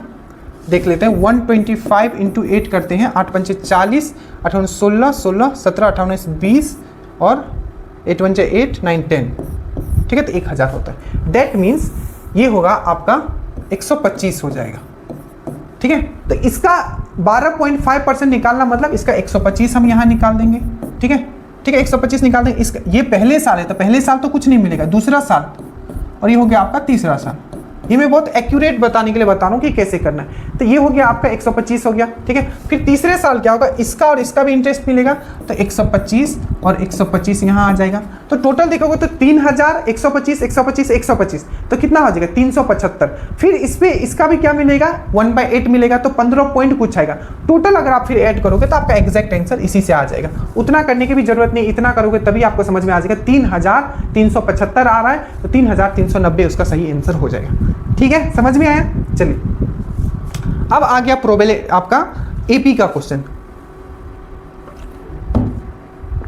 अगर हम लोग एपी का बात करते हैं, ठीक है, अर्थमेटिक प्रोग्रेशन बोलते हैं। सबसे पहले हम लोग एपी समझते हैं, उसके बाद हम लोग इस पे आएंगे क्वेश्चन पे। देखिए अगर मैं लिखता हूं 2 4 6 8 10 इस तरीके से लिखता हूं, ठीक है, क्या ये एपी में है आपका? तो आप बोलोगे जी सर एपी में। क्यों? क्योंकि इन दोनों के बीच में डिफरेंस जो है सेम है। तो जब भी कोई नंबर सीरीज में दिया हुआ है और उसके बीच में जो डिफरेंस है अगर वो सेम है तो वो एपी में है। अब इसमें क्या क्या फॉर्मूला आपको याद रखना है। सबसे पहला फॉर्मूला होता है an a plus n minus 1 d। अब दूसरा होता है सम का, इसका फॉर्मूला सम जो होता है n/2 2a plus n minus 1 d। बस ये दो फॉर्मूला आपको पता होना चाहिए। इसी फॉर्मूला को हम इस तरीके से भी लिख सकते हैं n/2, और ये जो है इसको 2a को हम लोग क्या लिख सकते हैं? a प्लस a लिख सकते हैं। तो a plus n minus 1d, इसके जगह हम लोग फिर से a प्लस l भी लिख सकते हैं, ठीक है। मतलब ये 2a को हमने क्या कर दिया? a plus n minus 1d, तो ये वाला लिख सकते हैं। an मतलब क्या होता है? लास्ट टर्म, तो a plus n, a plus l। a, अब देखो a क्या है l क्या है मैं वो समझा रहा हूँ। ये an जो है an, अगर मैं इसको अगर मैं बात करता हूँ इसको, ठीक है, तो इसमें a कौन सा होगा? तो पहला टर्म को हम लोग a बोलते हैं। तो a जो हो गया यहाँ 2 हो गया, ठीक है। n मतलब टोटल कितना टर्म है? तो 1 2 3 4 5 टर्म है, तो n इक्वल टू हो गया आपका 5। d क्या होता है? इन दोनों बीच का डिफरेंस क्या है इसका d का? तो d हो गया आपका 2। उसके बाद ये an क्या है? an मतलब होता है लास्ट टर्म। तो लास्ट टर्म यहाँ कितना है? देखो 1 2 3 4 5, पांचवा लास्ट टर्म क्या है? 10 है। तो an जो हो जाएगा यहाँ, ये हो जाएगा आपका 10, ठीक है। क्या हो जाएगा? आपका 10। तो ये चीज आपको समझ में आ गया होगा क्या है क्या है। अब देखो ये क्वेश्चंस पे आते हैं हम लोग, ठीक है। ये फॉर्मूला आप देख लो एक बार, बस ये दो फॉर्मूला को हम लोग यूज करने वाले हैं, एक है ये और एक है ये, ठीक है। अब देखो 42 38 34 प्लस 6 का योगफल मुझे निकालना है। योगफल मतलब मुझे सम निकालना है, ठीक है। तो सम का जो सबसे सिंपल फॉर्मूला हमने क्या पढ़ा था कि n/2 लिखूं a प्लस एल लिखूं। अब देखो कि मेरे पास क्या क्या है, ठीक है। तो टोटल टर्म कितना है ये हमें नहीं पता क्योंकि डॉट डॉट डॉट लिखा हुआ है, बट मेरे पास फर्स्ट टर्म है। फर्स्ट टर्म क्या है मेरा 42 है। लास्ट टर्म मुझे पता है 6 है, तो लास्ट टर्म मेरे पास 6 है। डिफरेंस कितना है मेरे पास, तो डिफरेंस अगर देखोगे तो ये देखो हमेशा इधर दूसरे से पहले को माइनस करते हैं, तो ये हो जाएगा 38 है, 39, 40, 41, 42, -4 है, ठीक है। तो मेरे पास क्या नहीं है, तो मेरे पास क्या है n नहीं है। अगर मुझे पता चल जाए कि टोटल नंबर ऑफ टर्म्स कितने हैं तो मैं इसको बस वैल्यू डाल के निकाल लूंगा। अब इसको कैसे निकालेंगे आप हमेशा याद रखें, जब भी टोटल नंबर ऑफ टर्म्स का हम लोग बात करेंगे n निकालने का बात आएगा, बस हम ये फॉर्मूला यूज करते हैं। मैं डायरेक्टली आपको बता देता हूँ वो फॉर्मूला आता कहाँ से। देखिए, तो हमें लास्ट टर्म चाहिए, ये चाहिए, तो जब भी हमें लास्ट टर्म निकालना हो आप डायरेक्टली याद रखना क्या है कि ये last minus first divided by difference plus 1, ठीक है। ये कहाँ से आया मैं ये भी आपको समझा देता हूँ। देखो हमने अभी एक फॉर्मूला क्या था, ए एन इक्वल टू होता है a plus n minus 1 d होता है कि नहीं। हमें क्या निकालना है, नंबर ऑफ टर्म्स की टोटल टर्म कितना है। तो इसको हम लोग इस तरीके से लिख सकते हैं, last term minus first term, ठीक है, डिवाइडेड बाय कॉमन डिफरेंस, ठीक है, प्लस 1 इक्वल टू n। तो बस अगर आप इसको अरेंज करोगे तो आपका ये एक फॉर्मूला बन जाता है, बस ये वाला फॉर्मूला, कि जब भी टोटल नंबर उसमें कितना टर्म है अगर मुझे निकालना है तो क्या करूंगा, आपका last minus first divided by common difference plus 1। तो देखो इसको कैसे करना है, तो मैंने यहाँ क्या, मैं अब इसको मैं डायरेक्टली आपको करके दिखाता हूँ, ठीक है। देखिए कहना डायरेक्टली नंबर ऑफ टर्म्स में निकाल के दिखाता हूँ। तो लास्ट कितना है 6 है, ठीक है। फर्स्ट कितना है आपका 42 है। कॉमन डिफरेंस कितना है, देखो 4 का डिफरेंस है, बट ये माइनस में है क्योंकि 38 माइनस 42 करोगे तो यहाँ माइनस आएगा 4 प्लस आप 1 होगा, ठीक है। अब यहाँ देखो ये इसमें जाएगा तो 12 में से 6 गया, यहाँ 6 हो जाएगा और यहाँ 36 हो जाएगा, ठीक है। 36 minus 36 divided by -4, minus minus cut जाएगा और ये हो जाएगा आपका 9 आ जाएगा, प्लस आपका 1 आ जाएगा, तो ये हो जाएगा टोटल जो टर्म आ गया आपका 10 आ गया। तो हमेशा जब भी टर्म्स का बात करें, last minus first divided by common difference plus 1, आपका टोटल नंबर ऑफ टर्म आ गया, ठीक है।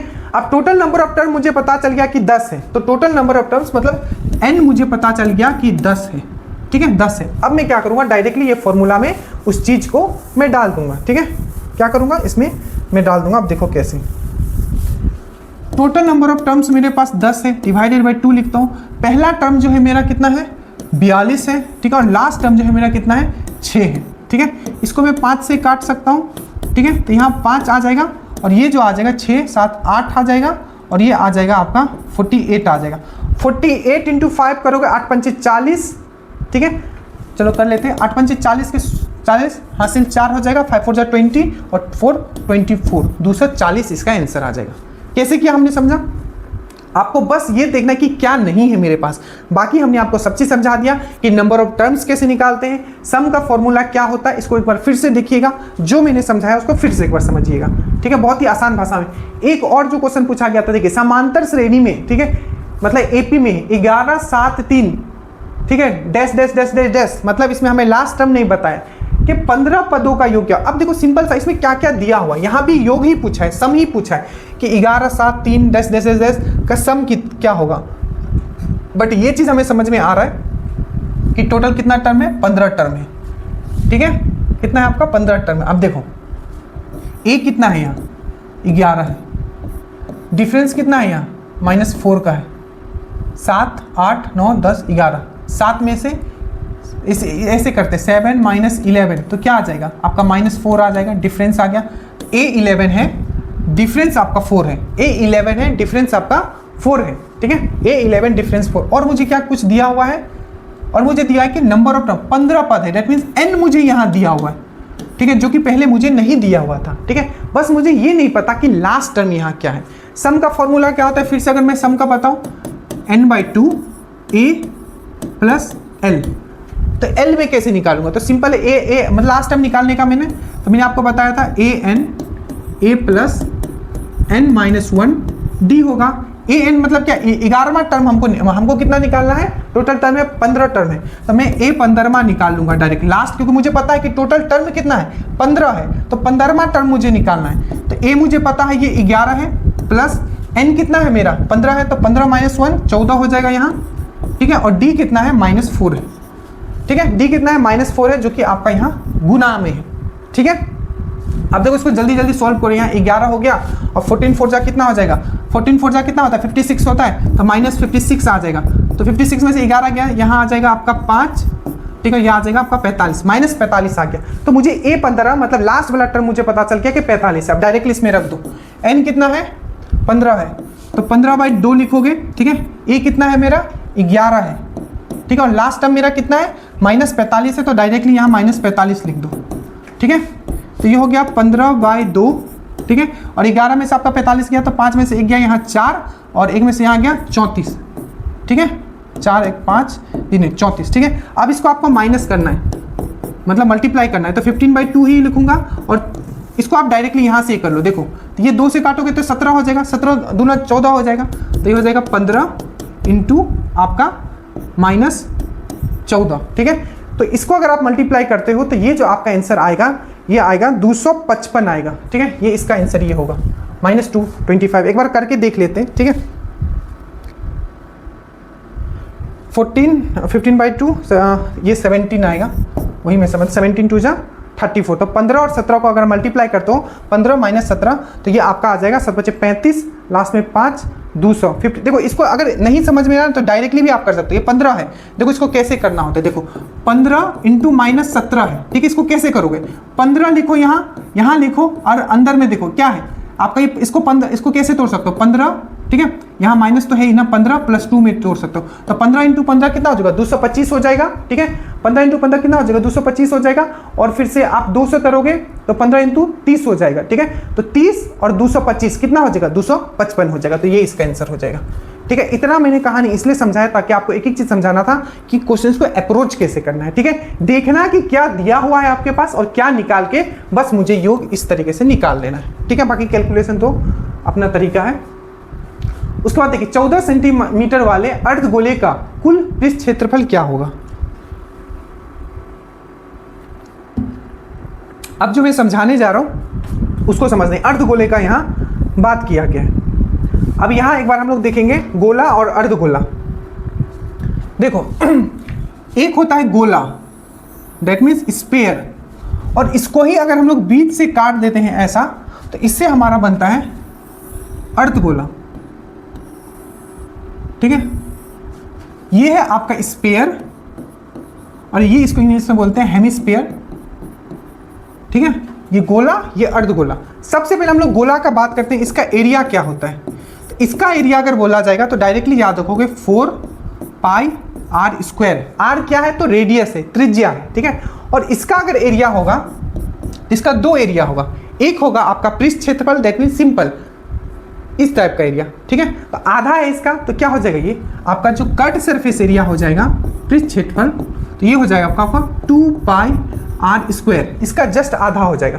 बट अगर इसको टोटल सरफेस एरिया अगर हम इसमें बोलेंगे कुल क्षेत्रफल, तो क्या हो जाएगा, ये वाला तो होगा ही, बाकी ये जो ऊपर में आप ये गोल देख रहे हो ये भी ऐड हो जाएगा। मतलब 2πr² प्लस πr², तो ये हो जाएगा आपका 3πr², ठीक है। क्या हो जाएगा 3πr², ठीक है। तो अगर इसका कट सरफेस एरिया बोलेगा तो 2πr², टोटल सरफेस एरिया बोलेगा तो 3πr²। कैसे हुआ मैंने बताया कि अगर सिर्फ कट सरफेस एरिया मतलब इसका चारों तरफ, तो ये आधा हो जाएगा जस्ट इसका, ठीक है। बट अगर टोटल बोलेंगे तो इसका ऊपर वाला भी सर्कल वाला भी ऐड करते हैं, तो ये हो जाएगा तो 3πr² हो जाएगा। अब अगर इसका हम लोग वॉल्यूम का अगर हम लोग बात करते हैं, ठीक है, आराम से देखते रहना, ये आखिरी वीडियो है मैथ्स का, ठीक है। उसके बाद आपको कोई टेंशन नहीं होगा। अगर इसका हम लोग वॉल्यूम का अगर हम लोग बात करते हैं, ठीक है, तो वॉल्यूम का अगर इसका बात करते हैं तो इसका जो वॉल्यूम होता है ये क्या होता है आपका, ये सबसे क्वेश्चंस पूछे गए, ठीक है। तो इसका जो वॉल्यूम होता है ये होता है आपका 4/3πr³, ठीक है। और इसका जो वॉल्यूम होगा, वॉल्यूम चेंज नहीं होगा, जितना इसका आधा काटेगा तो उतना ही इसमें पानी रहेगा जितना कि इसमें कोई चेंज नहीं होगा, बस इसका आधा हो जाएगा। तो इसका वॉल्यूम अगर 4/3 है तो इसका जो वॉल्यूम हो जाएगा, आयतन जो हो जाएगा, ये हो जाएगा 2/3πr³। बस यही आपको पता रहना है कि इसका एरिया वॉल्यूम क्या होता है और इसका एरिया और वॉल्यूम क्या होता है। यहाँ जो मैंने थोड़ा सा यहाँ ट्विस्ट किया है, बस उतना आपको समझ के रखना है, ठीक है। 4πr², इसका वॉल्यूम 4/3πr³, इसका 2/3, उसका आधा बस कर देना है। अब देखिए क्वेश्चन इससे क्या पूछा गया था। क्या बच गया 14 सेंटीमीटर वाले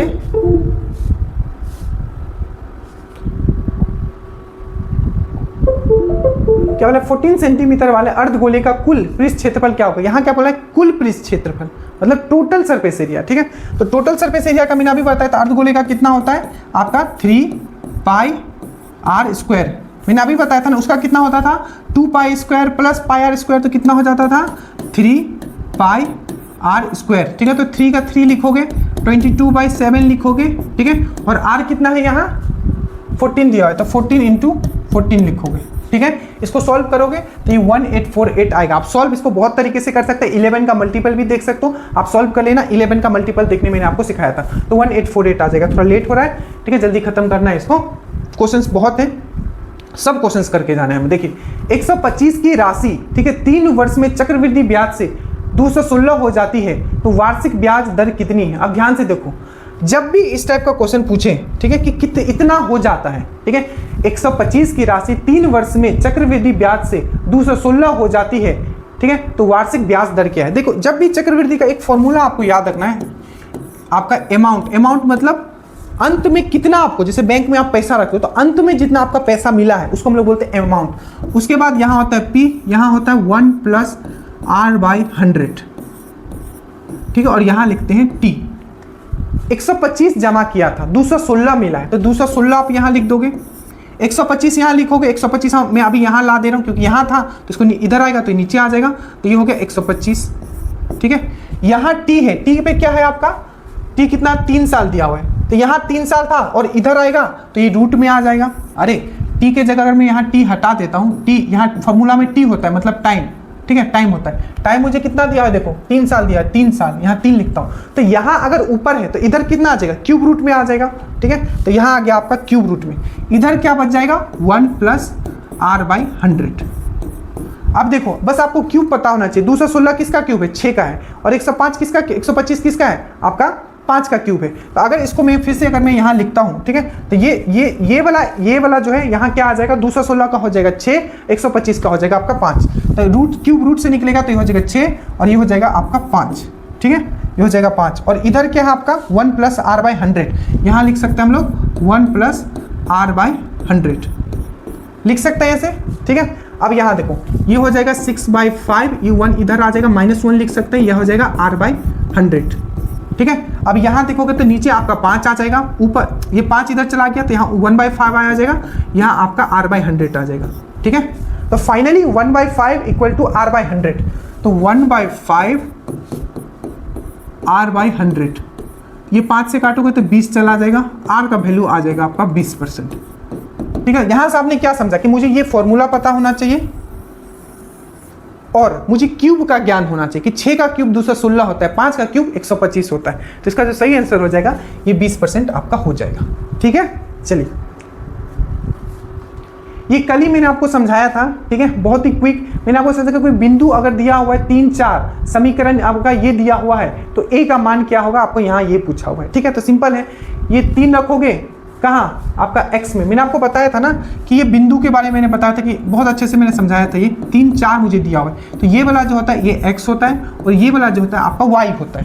ठीक है, मैंने कार्टेशियन प्लेन पे आपको इस तरीके से ड्रॉ करके दिखाया था कि कोई अगर यहाँ बिंदु है तो यहाँ से x का वैल्यू जाएगा, यहाँ से y का वैल्यू जाएगा, तो 3 और 4 दिया हुआ है, 3 और 4, तो यहाँ आप रखोगे ये x की जगह 3 रखोगे, y की जगह आप 4 रखोगे, ठीक है, +7 रखोगे, इसको सॉल्व करोगे आपका आंसर आएगा 5/3, इसका आंसर आ जाएगा। बस यहाँ समझना क्या है कि जो बिंदु जो दिया हुआ है 3 और 4, ठीक है, ये क्या है, ये x और y है। कल वाला वीडियो आप जरूर देख लीजिएगा। उसके बाद एक समांतर चतुर्भुज, अब ये अच्छे से देख लेना, समांतर चतुर्भुज मतलब होता है आपका पैरेललोग्राम का क्षेत्रफल 28 सेंटीमीटर है और आधार आपका 7 सेंटीमीटर। जितना भी आपका ज्योमेट्री हो, चाहे आपका मेंसुरेशन हो, ठीक है, हम यही आपको फॉर्मूला आपको करवा दे रहे हैं। ठीक है, अब देखिए जैसे ही हम लोग पैरेललोग्राम का अगर हम लोग बात करते हैं, समचतुर्भुज मतलब होता है पैरेललोग्राम, ये हो गया, ये हो गया। ठीक है, अगर पैरेललोग्राम का अगर हम लोग बात करते हैं समचतुर्भुज का, तो सबसे पहले इसका कुछ प्रॉपर्टी याद, कल मैंने क्या बताया था आपको, कल मैंने आपको क्या करवाया था, ठीक है, रोम्बस का, ठीक है, समचतुर्भुज था वो। ठीक है, ये समांतर चतुर्भुज मतलब वो था आपका रोम्बस, उसका पूरा प्रॉपर्टी मैंने समझाया था, प्लीज आप जाके देख लेना। ठीक है, यहाँ है समांतर चतुर्भुज, ये है आपका पैरेललोग्राम। अब यहाँ देखो पैरेललोग्राम जब भी हम लोग करते हैं तो सबसे पहले ये दोनों साइड इक्वल होगा और ये दोनों साइड इक्वल होगा। और जो रोम्बस जो था समचतुर्भुज में, ठीक है, ये क्या है समांतर, वो समचतुर्भुज में क्या था, रोम्बस में क्या था, चारों साइड इक्वल होता था। दूसरा, अब इसका जो ये जो है डायगोनल और ये है आपका डायगोनल विकर्ण, याद रखना विकर्ण यहाँ भी बाइसेक्ट होता है। अगर यहाँ से देखो तो ये आधा में बाइसेक्ट हो जाएगा, ये आधा में, ये दोनों इक्वल होगा, ये और ये इक्वल होगा। साइड हमेशा देखना ये साइड इक्वल होगा और ये साइड इक्वल होगा। इतना आप याद रखना, ये पैरेललोग्राम का प्रॉपर्टी। एरिया इसका क्या होता है, तो एरिया जो होता है इसका याद रखिएगा, बेस मतलब आधार इंटू हाइट, इंटू क्या होता है आपका हाइट होता है, ठीक है। यहाँ एरिया क्या मुझे दिया हुआ है कि 28 सेंटीमीटर मुझे दिया हुआ है, ठीक है। और बेस मुझे क्या दिया हुआ है कि आधार कितना है 7 है, और मुझे क्या निकालना है, हाइट निकालना है। तो ये इसका कितना गुना है, 4 गुना है, तो हाइट इक्वल टू मेरा क्या आ जाएगा, 4 आ जाएगा, ठीक है। एक चीज इसका फॉर्मूला एक और जरूर याद रखना, डायगोनल का इसका फॉर्मूला d1 का होल स्क्वायर, मतलब ये एक डायगोनल में मान लेता हूँ, एक विकर्ण का मैं मान लेता हूँ d1 और दूसरा को मैं मान लेता हूँ d2। तो d1 का होल स्क्वायर प्लस d2 का होल स्क्वायर, ये हमेशा याद रखना ये इक्वल टू होता है 2a square plus b square. अच्छे से याद रखना ये फॉर्मूला कि d1 का होल स्क्वायर प्लस d2 का होल स्क्वायर इक्वल टू होता है 2a square plus b square. a square मतलब ये साइड वाला और b स्क्वायर मतलब ये ऊपर वाला। तो डायगोनल, दोनों डायगोनल का अगर आप स्क्वायर करते हो तो किसका इक्वल होगा, दोनों साइड का आपका 2 ब्रैकेट में a square plus b square, याद रखना, ठीक है, ये इंपॉर्टेंट है। चलिए तो इसका आंसर क्या हो जाएगा, सी हो जाएगा। अब ये है आपका ऐसे तो आपको जो भी था वो ट्रिग्नोमेट्री पे, वो आपको ट्रिग्नोमेट्री का टेबल आपको याद होना चाहिए, ठीक है, कि sin 30 कितना होता है, cos 30 कितना, तो टेबल में डाल दूंगा। ये एक टाइप का क्वेश्चन था, वो मैं आपको करवा देता हूँ। देखो, यदि tan a इक्वल टू 1/2 है, cos a का मान क्या होगा। एक हमेशा याद रखना, जब भी हम लोग ट्रिग्नोमेट्री का बात करते हैं तो ट्रिग्नोमेट्री जो लगता है, ठीक, वो लगता है आपका 90 डिग्री वाला, मतलब राइट एंगल ट्रायंगल पे लगता है, ठीक है। तो इसमें क्या होता है आपका, ये होता है 90 डिग्री, या इसको हम लोग बोलते हैं P मतलब परपेंडिकुलर, ये होता है बेस, बेस मतलब यहाँ बेस मतलब आधार, ये होता है परपेंडिकुलर, ये होता है आपका हाइपोटेनियस, ठीक है। अगर हम लोग साइन थीटा का अगर बात करते हैं, ठीक है, मान लीजिए ये थीटा है यहाँ, ठीक है, ये थीटा है, तो अगर मैं साइन थीटा का अगर बात करूंगा तो इसको हम लोग क्या लिखते हैं, P/H मतलब perpendicular by hypotenuse. Cos theta का अगर हम लोग बात करते हैं तो क्या लिखते हैं, B/H, अच्छे से याद रखना। और अगर हम लोग टेन थीटा का अगर हम लोग बात करते हैं तो इसको हम लोग लिखते हैं P/B। तो ये चीज आपको पता होना चाहिए कि साइन थीटा इक्वल टू होता है P/H मतलब P/H, cos theta equal to होता है B/H, tan theta equal to होता है P/B, ठीक है। और साइन थीटा का उल्टा क्या होता है, कोसेक थीटा। तो अगर मैं पूछूं कि कोसेक थीटा कितना होगा, कोसेक थीटा, ठीक है, कोसेक थीटा किसका इक्वल होता है, साइन थीटा का, तो ये कितना हो जाएगा, जस्ट इसका उल्टा H/P। सेक थीटा किसका इक्वल होता है, कॉस का उल्टा होता है, तो सेक थीटा का अगर मैं बोलूं ये कितना होगा, सेक थीटा, तो ये कितना होगा आपका H/B। और जो कॉट थीटा होता है किसका उल्टा होता है, टेन थीटा का। कॉट थीटा अगर मैं लिखूं तो क्या होगा, P/B की जगह B/P हो जाएगा, ठीक है। तो ये एक बार आप अच्छे से स्क्रीनशॉट ले लीजिए, ये चीज आप समझ लीजिए। अब देखो क्वेश्चन क्या पूछा है, क्वेश्चन पूछा है कि tan A इक्वल टू 1/2 दिया हुआ है। tan A, tan मतलब क्या होता है, P/B, तो tan A मुझे दिया हुआ है, P/B होता है, जो कि होता है मेरा ये 1/2 दिया हुआ है। मतलब मुझे ये पता चल गया कि 1 है और 2 है, P का वैल्यू 1 है, मतलब P का वैल्यू जो है मेरा ये जो है आपका 1 है, ठीक है, और B का जो वैल्यू है, P का जो वैल्यू है मेरा यहाँ 1 है, B का जो वैल्यू है मेरा 2 है, ठीक है। तो मुझे पूछा क्या है, cos A का वैल्यू। तो cos का मतलब क्या होता है, cos मतलब होता है आपका B/H, तो मुझे H निकालना है। तो सिंपल है, जब ये मुझे पता है, ये मुझे पता है, तो पाइथागोरस लगा दूंगा, सिंपल है। तो 1 square plus 2 square equal to क्या होगा आपका H स्क्वायर होगा। तो H स्क्वायर का वैल्यू हमें यहाँ से मिल जाएगा। H स्क्वायर का जो वैल्यू मतलब H स्क्वायर का जो वैल्यू मिलेगा क्या होगा, 5 होगा, रूट उधर चला जाएगा तो √5 हो जाएगा। तो सिंपल है। अब मुझे कुछ भी पूछ दे, tan पूछ दे, cos पूछ दे, कुछ भी मुझे पता है।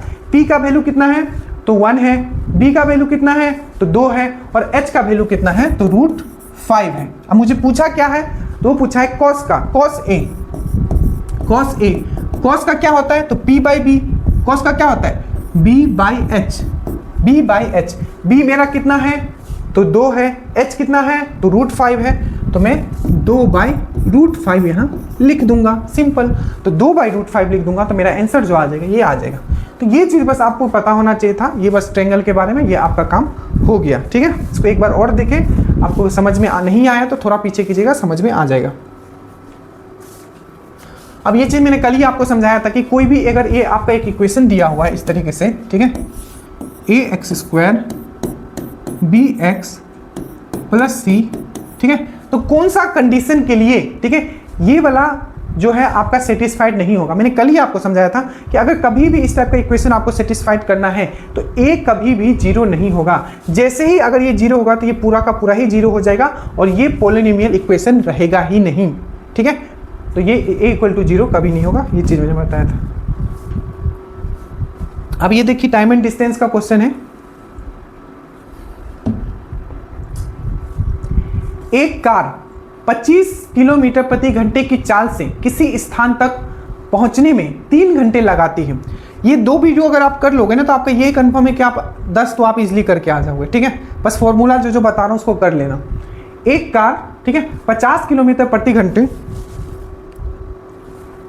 एक कार 50 किलोमीटर प्रति घंटे की चाल से किसी स्थान तक पहुंचने में 3 घंटे लेती है। अगर समय घटाकर 2.5 मतलब 2.5 घंटा कर दिया तो चाल के सिंपल है। कोई भी एक स्थान मतलब कोई भी एक डिस्टेंस था, मान लीजिए यहाँ से आपको पटना जाना है, ठीक है, तो आप मान लीजिए यहाँ से पटना 50 किलोमीटर था, आप 3 घंटे में आप पहुँच जाते थे। बट अभी बोला है कि हमको 2.5 घंटा में पहुँचना है, तो हमको कितना स्पीड जो है हमको बढ़ाना पड़ेगा। देखिए, तो सबसे पहले अब हम डिस्टेंस निकाल लेते हैं। ये डिस्टेंस नहीं है, ये स्पीड दिया है कि पहले वो 50 की स्पीड से जाता था और 3 घंटे में वो पहुँच जाता था। ठीक है, अब उसको क्या करना है, उसी डिस्टेंस को, उसी दूरी को 2.5 घंटे में पूरा करना है, तो अब वो कितने स्पीड से जाएगा। तो सबसे पहले हम लोग डिस्टेंस निकालेंगे। डिस्टेंस कितना होगा, डिस्टेंस होता है स्पीड इंटू टाइम होता है। ठीक है, स्पीड इंटू टाइम होता है। क्या होता है आपका, स्पीड इंटू टाइम। तो स्पीड कितना है आपका 50 है और टाइम कितना है आपका, टाइम कितना है 3 घंटा है, तो टोटल डिस्टेंस कितना हो जाएगा 150 किलोमीटर हो जाएगा। ठीक है, 150 किलोमीटर हो जाएगा, ये टोटल डिस्टेंस हो गया।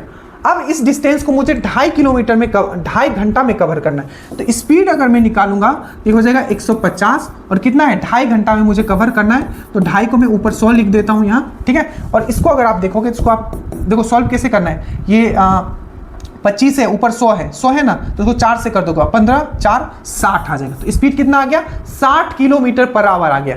तो कितना स्पीड इसको बढ़ाना पड़ा, पहले था 50, अभी तो अब 60 रहेगा, तो यानी कि 60 मार के आ जाना। पहले था 50 और अभी है 60, तो कितना इसको बढ़ाना पड़ा, तो 10 किलोमीटर स्पीड पर आवर इसको बढ़ाना पड़ा। ठीक है, तो इसका जो आंसर हो जाएगा ये हो जाएगा 10 किलोमीटर। थोड़ा समझिएगा, ठीक है, आसान है क्वेश्चन, कोई इसमें टेंशन का बात नहीं है। पहले वो 50 के स्पीड से जाता था, 3 घंटा लगता था, अब उसको 2.5 घंटे में वही डिस्टेंस अगर उसको कवर करना है तो कितना स्पीड वो बढ़ाएगा, ये यहाँ पूछा गया है। ठीक है, टाइम एंड डिस्टेंस अगर एक एक क्वेश्चन समझते हुए चलोगे तो एग्जाम में हलवा की तरह हवा में उड़ा दोगे आप। ठीक है, बस कंसेप्ट क्लियर करते हुए जाना। देखिए, एक आदमी 12 किलोमीटर घंटे की चाल से चलता है, और हाँ, अब ये क्वेश्चन जो था थोड़ा यहाँ बस सोचना है, बाकी जितने भी क्वेश्चन थे उसमें नहीं सोचना था। एक आदमी 12 किलोमीटर प्रति घंटे की चाल से चलता है और हर 1 किलोमीटर के बाद 4 मिनट आराम करता है। अगर आप एसएससी का कभी भी एग्जाम में अगर आपने प्रिपेयर किया है तो ये सब क्वेश्चन बहुत ही रिपीटेड क्वेश्चन है, और ये क्वेश्चन आपका एसएससी से ही उठाया गया है, टायर 1 से। एक आदमी 12 किलोमीटर प्रति घंटे की चाल से चलता है और हर 1 किलोमीटर के बाद 4 मिनट आराम करता है। 8 किलोमीटर की दूरी तय करने में कितना समय लगेगा। आप सिंपल सा एक चीज समझो, कोई भी एक आदमी है, ठीक है, उसको 8 किलोमीटर टोटल उसको कवर करना है, और वो क्या करता है 12 किलोमीटर प्रति घंटे के हिसाब से चल रहा है, बट हर 1 किलोमीटर कवर करने के बाद वो क्या करता है 4 मिनट का आपका रेस्ट लेता है। अब ये देखो कि वो 1 घंटे में, ठीक है, मतलब 60 मिनट में, ठीक है, वो क्या करता है, वो 12 किलोमीटर चलता है। ठीक है, तो अगर 1 किलोमीटर उसको चलना है तो कितना समय लेगा, कितना समय लेगा, आप सिंपल बोलोगे जो लेगा आपका कितना लेगा, वो लेगा आपका 12 divided by 60 divided by 12, 5 minute लेगा। तो 1 किलोमीटर वो चलने में कितना लेगा आपका 5 मिनट लेगा। ठीक है, अब ओरिजिनल कंडीशन अगर हम लोग देखें कि 1 किलोमीटर वो चलेगा तो 5 मिनट लेगा, बट फिर से क्या करेगा, वो 4 मिनट वहाँ रुकेगा। तो सिंपल हमें ये समझ में आया कि जब वो 1 किलोमीटर कवर कर लेगा, टोटल जो उसको समय लगेगा वो 9 मिनट का लगेगा, क्योंकि 1 किलोमीटर कवर करने में तो क्या करेगा, जाएगा, फिर क्या करेगा, वो 4 मिनट रुक गया। तो 1 किलोमीटर के लिए आपको 9 मिनट लगता है। अब हमेशा याद रखना, इस क्वेश्चन में कितना आपको कवर करना है, आपको 8 किलोमीटर कवर करना है। तो ये 1 किलोमीटर में 9 मिनट, ठीक है। तो हमेशा याद रखना 8 है तो इससे एक कम लेना, तो इसको 7 से मल्टीप्लाई कर दो, ठीक है, 7 से मल्टीप्लाई कर दो। तो 1 किलोमीटर में 9 मिनट लेता है, तो 1 किलोमीटर को 7 से किया तो यहाँ 7 किलोमीटर जब चलेगा, ठीक है, तो कितना लेगा, इसको भी 7 से आप मल्टीप्लाई करोगे तो 9 7 63 मिनट लेगा। एक कम करना हमेशा, मैं बता रहा हूँ क्यों। 1 किलोमीटर के लिए 9 मिनट लेता है, ठीक है, तो 7 किलोमीटर के लिए कितना लेगा, इसका 7 गुना कर दिया, इधर भी हमने 7 गुना कर दिया, 63 मिनट लेगा। अगला जो वो मिनट चलेगा, अगला 1 किलोमीटर चलने के उसको कितना टाइम लगेगा, उसको मिलेगा आपको 5 मिनट, ठीक है, क्योंकि 5 मिनट तो 63 + 5, तो डायरेक्टली आपका पहुंच जाएगा ये 8वां जहां उसको जाना था, उसको फिर रुके ना रुके उससे मतलब नहीं है, वहां कितना देर भी रुके, ट्रेवल वो अपनी जगह पहुंच गया है। इसीलिए हम लोग एक हमेशा लेते हैं। 63 हमेशा हमेरा आ गया और अगला जब वो 1 किलोमीटर चलेगा तो 5 मिनट लेगा और अपनी जगह वो पहुंच गया।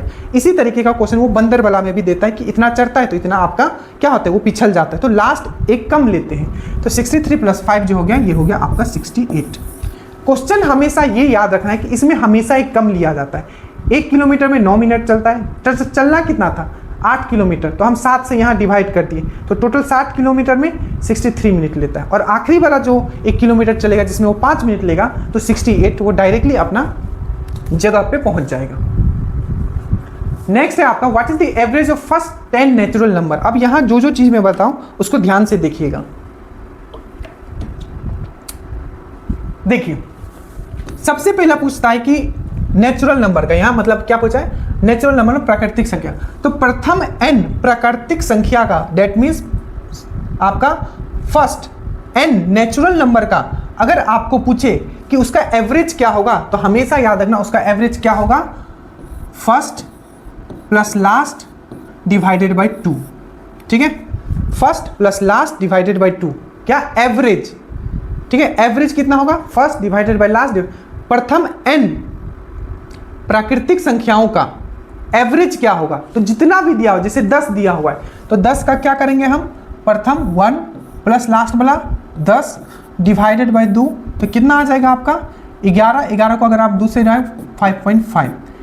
n प्राकृतिक संख्या दिया होगा, n नेचुरल नंबर दिया होगा। यही दूसरा आपको पूछा जाता है प्रथम n सम संख्याओं का एवरेज क्या होगा, प्रथम n सम संख्याओं का एवरेज क्या होगा, तो आपको याद रखना है आपका, तो वो होता है आपका क्या होता है, एवरेज अगर पूछेगा तो एवरेज जो होता है प्रथम n सम संख्याओं का जो एवरेज होता है वो n + 1 होता है।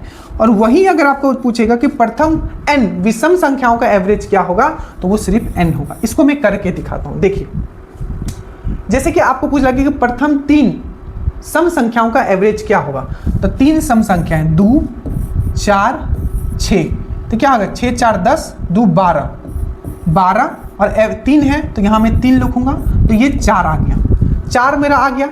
बट मैं इस तरीके से नहीं करूंगा क्योंकि ये तो सिर्फ मैंने ये कहेगा प्रथम 3 सम संख्याओं का, प्रथम 15 भी हो सकता है, ठीक है, तो 4 आ गया। अभी कैसे आ गया, तो मुझे डायरेक्टली ये मुझे पता है प्रथम क्या बोला है आपका 3 सम संख्याओं का, 3 सम संख्याओं का, तो 3 n की जगह क्या रखेंगे 3 + 1, तो ये क्या हो जाएगा आपका 4 हो जाएगा। अब कुछ भी पूछे, मुझे पूछा था कि प्रथम n 15 सम संख्याओं का एवरेज मुझे बताओ, तो मैं क्या करता 15 + 1 ये होता 16, मैं वहां कैलकुलेट करने नहीं जाऊंगा। उसी प्रकार से प्रथम n विषम संख्याओं का, सम संख्या मतलब होता है इवन, विषम संख्या मतलब होता है ऑड, ठीक है, तो प्रथम n विषम संख्याओं का, मान लीजिए पूछा कि प्रथम 5 विषम संख्याओं का मुझे एवरेज बताओ, तो क्या होगा वो 5 ही होगा। अब बोलोगे सर ये कैसे होगा, तो देखिए प्रथम n विषम संख्या 5 में लिखता हूं, ठीक है, 1 1 3 1 3 5 7, ठीक है, और आपका 9। अगर इसका आप एवरेज निकालोगे, ठीक है, तो ये इधर जाएगा, ये इधर जाएगा, एवरेज 5 आएगा। आप इसको ऐड करके 5 से भी डिवाइड करोगे तभी भी एवरेज 5 ही आएगा। और देखो मैंने डायरेक्टली लिख दिया। तो आपको नेचुरल नंबर का पूछे कि प्रथम n नेचुरल नंबर का एवरेज क्या होगा, तो फर्स्ट + लास्ट डिवाइडेड बाई 2। प्रथम n सम संख्याओं का एवरेज क्या होगा, तो n + 1 बस लिख देना, ठीक है। और प्रथम विषम n प्रथम मतलब फर्स्ट n ऑड नंबर का एवरेज क्या होगा, प्रथम n विषम संख्याओं का एवरेज क्या होगा, तो सिर्फ n होगा, ठीक है। जो पूछे आपके सामने हमने यहां रख दिया। उसके बाद है देखिए, ये एक मीन मोड जिससे क्वेश्चन आया हुआ था, इसका फॉर्मूला आपको याद रखना है। देखिए जो आपका मोड, इसको मैं समझाऊंगा अभी कि मोड क्या होता है, मीडियन क्या होता है। मोड इक्वल टू होता है 3 मीडियन, ठीक है, माइनस 2 मीन। ये फॉर्मूला आपको याद रखना है, ठीक है। मोड इक्वल टू होता है 3 मीडियन माइनस 2 मीन। मीन तो आपको पता ही होगा, जो एवरेज होता है उसको हम लोग मीन बोलते हैं। मोड क्या होता है, जैसे कि देखिए 1 हो गया, 1 हो गया, 3 हो गया, 5 हो गया, 1 हो गया, आपका फिर से 5 हो गया। तो अगर पूछेगा इसमें कि मोड कौन सा है इसका, तो जो नंबर सबसे ज्यादा रिपीट होता है उसको मोड बोलते हैं। ये भी डायरेक्टली क्वेश्चन आपको पूछा जा सकता है कि ऐसे दे देगा, पूछेगा इसमें मोड कौन सा है। तो आप देखो जैसे 1 है, 2 है, 3 है। 1 जो है 3 बार रिपीट हुआ है और 5 जो है 2 बार रिपीट हुआ है। तो जो सबसे ज्यादा बार रिपीट होता है वही आपका मोड होता है। तो यहाँ जो मोड है आपका ये 1 है, याद रखिएगा। तो मोड का कंसेप्ट आप समझ गए। अगर मैं मीडियन का कंसेप्ट बोलता हूँ, मीडियन का, तो जैसे कि देखिए 6, 5, 4, 3, 2, 1, अगर बोलेगा कि इसका मीडियन निकालो, तो जब भी जितना भी अलग अलग तरह, ऐसा नहीं कि इसे सीक्वेंस में दिया होगा, कुछ भी दिया हो सकता है, ठीक है। हो सकता है कि आपको 6, 5 दे, अभी से 4 गायब कर दे। आप इसका भी पूछ लेगा कि इसका मीडियन क्या है। तो सबसे पहले जब भी आपको मीडियन निकालने बोलेगा, सबसे पहले इसको आप कम से ज्यादा सजाओगे, जैसे 1, 2, 3, 5 और 6। अब अगर पूछेगा कि इसका मीडियन क्या है, तो सबसे पहले देखो कि बीच में कुछ बच रहा है, 2 इधर हटाओ, 2 इधर, जैसे ये 2 इधर हमने हटा दिया, 2 इधर हटा दिया, बीच में क्या बच रहा है, 3 बच रहा है। तो 3 इसका क्या हो जाएगा, मीडियन हो जाएगा। कभी कभी ऐसे हो सकता है, मान लीजिए इधर भी एक नंबर आ गया, ठीक है, तो टोटल नंबर कितना हो गया, 1, 2, 3, 4, 5, 6 हो गया, 6 हो गया। तो 3 इधर, 3 इधर, ऐसे नहीं ले सकते। तब हमें क्या करना पड़ेगा, 2 इधर, 2 इधर, और बीच में हमने 2 लिया, दोनों के ऐड करके फिर से डिवाइडेड बाई 2 कर देंगे तो मीडियन आ जाएगा, ठीक है। तो ये हो गया आपका मीडियन का कंसेप्ट, ठीक है। आप डायरेक्टली इसमें फॉर्मूला में रखो। देखो बोला कि यदि किसी संख्या का माध्य 5 है, तो माध्य दैट मीन्स मोड 5 है, ठीक है। उसके बाद क्या बोला है, ठीक है, if the mean of the data is 5, यदि किसी संख्या का माध्य 5 है, ठीक है, if the mean of A data is 5 and the mode is 14। चलिए क्या क्या लिखा है, देखिए मोड कितना बोला है, मोड जो है 14 है, तो यहाँ मैं 14 लिख देता हूँ, और मीन कितना है, 5 है, तो 3 मीडियन, तो मीडियन तो ऐसे ही रहेगा, माइनस 2 इंटू मीन। मीन कितना है आपका, तो मीन जो आपका यहाँ दिया, देखो यहाँ मीन कितना है, कहाँ गया, इफ द मीन 5 दिया हुआ है, तो 2 इंटू 5 कर दूंगा, ठीक है, ये हो गया। तो 5 टू 10 हो जाएगा, 10 इधर आएगा तो 24 हो जाएगा, और 24 डिवाइडेड बाई 3 करूंगा तो ये मेरा मीडियन निकल जाएगा। कितना निकल जाएगा, ये आपका 8 निकल जाएगा, तो 8 इसका आंसर हो जाएगा, ठीक है। समझ में आया कि मीन क्या है, मोड क्या है, मीडियन क्या है, और इसका रिलेशन याद रखना, मोड इक्वल टू होता है 3 median minus 2 mean. If the diagonal of A cube is 6√3, what is it's total surface area, ठीक है। अब एक चीज मैं जल्दी से आपको करवा देता हूं, ठीक है, अब इसका, ताकि आपको क्यूब एंड क्यूबॉइड में, देखिए घन और घनाभ में, एक मैं ड्रॉ करता हूं यहां आपको क्यूब, ठीक है, ये आपका क्यूब है, दैट मीन्स घन है, और ये मैं एक ड्रॉ करता हूं आपका, क्या है आपका, क्यूबॉइड है, ठीक है। ये घन है, ये घनाभ है, ये क्यूब है, ये क्यूबॉइड है। सबसे पहले इसका जो एरिया जो होगा, इसका कितना एरिया होगा, तो 6a² होगा, ठीक है। इसका जो एरिया क्या होगा, तो 2 into length into breadth, breath into height, और हाइट इंटू लेंथ, ठीक है। लेंथ इंटू ब्रेथ मतलब लंबाई, चौड़ाई प्लस चौड़ाई और ऊंचाई, फिर से ऊंचाई और लंबाई, ये इसका क्या है, length into breadth, breath into height, और हाइट इंटू लेंथ, ये इसका क्या होगा, एरिया होगा। और इसका ये कैसे आएगा कभी मैं समझा दूंगा, बहुत बेसिक है, ठीक है, बस अभी मैं आपको समझा रहा हूं, क्योंकि इसका हर साइड क्या होता है, इक्वल होता है, इसीलिए डायरेक्टली ये 6a² आ गया, ठीक है। समझ में आया। उसके बाद अगर मैं इसका वॉल्यूम बोलूं, तो वॉल्यूम जो होता है इसका a³ होता है, ठीक है, और इसका जो वॉल्यूम होगा दैट मीन्स आयतन जो होगा, ये length into breadth into height होगा, LBH होगा। और इसका जो आपका डायगोनल होगा, डायगोनल मतलब विकर्ण जो होगा, ये √3a होगा, √3a होगा। और इसका डायगोनल पे बहुत सारा क्वेश्चन पूछा जाता है कि एक रूम जो है उसमें कितना लंबा छोर रख सकते हैं, तो इसी पे बनता है। इसका जो डायगोनल होगा ये होगा L² + B² + H²। अब ये दोनों अच्छे से याद रखना, इस पे बहुत क्वेश्चन पूछा गया। घन है, ये आपका घनाभ है, ये 6, इसको अगर मैं समझा भी सकता हूँ, बड़ा इजी है समझना, बट कभी और, बट अभी इतना याद रख लो, इसका एरिया 6a², उसका एरिया वो होगा, ठीक है, और इसका वॉल्यूम आयतन इतना होगा, उसका वॉल्यूम डायगोनल, ठीक है। अब इसका डायरेक्टली क्वेश्चन पे आते हैं। क्या बोला है 28, ये हो गया। ये देखो if the diagonal of A cube, ठीक है, मतलब घन का जो डायगोनल मुझे इतना दिया हुआ है, तो मुझे टोटल सरफेस एरिया इसका कितना होगा ये पूछा है। देखो तो क्यूब का बात किया, मतलब घन का। मैंने डायगोनल के बारे में बताया था, इसका डायगोनल कितना होता है √3a, ठीक है, कितना दिया हुआ है 6 √3 दिया हुआ है, तो 3 से 3 कट गया, a कितना आ गया आपका 6 आ गया, ठीक है। क्या पूछा है मुझे, इसका टोटल सरफेस एरिया पूछा है, ठीक है। तो टोटल सरफेस एरिया इसका क्या होगा, टोटल सरफेस एरिया इसका क्या होता है 6 × a कितना होता है 6a स्क्वायर होता है, ठीक है। तो 6 × a कितना है यहाँ 6 स्क्वायर, तो टोटल कितना हो जाएगा 6 क्यूब हो जाएगा। तो 6 क्यूब का कितना होता है 216 होगा इसका आंसर। 216 इसमें नहीं दिया, इसका आंसर 216 होगा, आप लिख लेना, ठीक है। बस जो मैंने आपको समझाया, यहाँ आपका डायगोनल दिया होता है, डायगोनल से मैंने साइड निकाल दिया, और साइड से मुझे पता है total surface area 6a square होता है, तो a की जगह 6 स्क्वायर रख दिया, टोटल 6 क्यूब 216, ठीक है। If the diameter of a circle is increased by 50%, what is the percentage increase in the area? Easy है। If the difference between CI and SI, चलो ये क्वेश्चन करते हैं। If the difference between CI and SI, मतलब आपका साधारण ब्याज और आपका जो चक्रवृद्धि ब्याज का अंतर जो है 5% पे पर एनम 2 ईयर इतना है, मतलब किसी धन राशि पर 5% वार्षिक दर से 2 वर्ष में चक्रवृद्धि ब्याज और साधारण ब्याज के बीच का अंतर इतना है, तो वह धन कितना है। बड़ा ही इजी क्वेश्चन है, देखिए सिंपल है। देखिए 5% पहले साल मिला होगा, 5% दूसरे साल मिला होगा, अब ये 5% पे भी क्या मिलेगा 5% मिलेगा, ठीक है। तो कितना हो जाएगा 0.25% होगा, ठीक है, सिंपल है। तो जब 2 साल का अगर हम लोग बात करते हैं, ठीक है, तो आपका 5% पे चक्रवृद्धि ब्याज और साधारण ब्याज में अंतर कितना है 0.25% का, 5% का भी 5%, ये चीज मैं समझा चुका। अरे सिंपल है ना, देखो पहले साल 5% मिला होगा, दूसरे साल 5% मिला होगा, ठीक है। अब इस 5% पे भी फिर 5% मिलेगा आपका ये चक्रवृद्धि ब्याज, 5% का 5% कितना होगा 0.255%, ठीक है, समझ में आया। यही क्या है डिफरेंस है दोनों का 2 साल का। तो मुझे दिया हुआ है कि 0.25% इक्वल टू मुझे कितना दिया हुआ है, कितना दिया हुआ है 25 दिया हुआ है। तो मुझे 100% निकालना है, मूलधन निकालना है।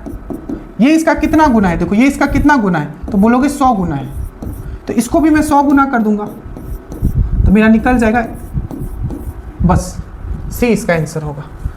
बस बेसिक चीज आपको पता होना चाहिए, ठीक है। कंपाउंड इंटरेस्ट का 5 साल पहले साल मिलता है, दूसरे साल में 5 साल मिलता है, ठीक है। बट दूसरे साल क्या बोलता है, फिर 5 साल का 5% का 5% मिलेगा, जो कि डिफरेंस आता है यहाँ, ठीक है।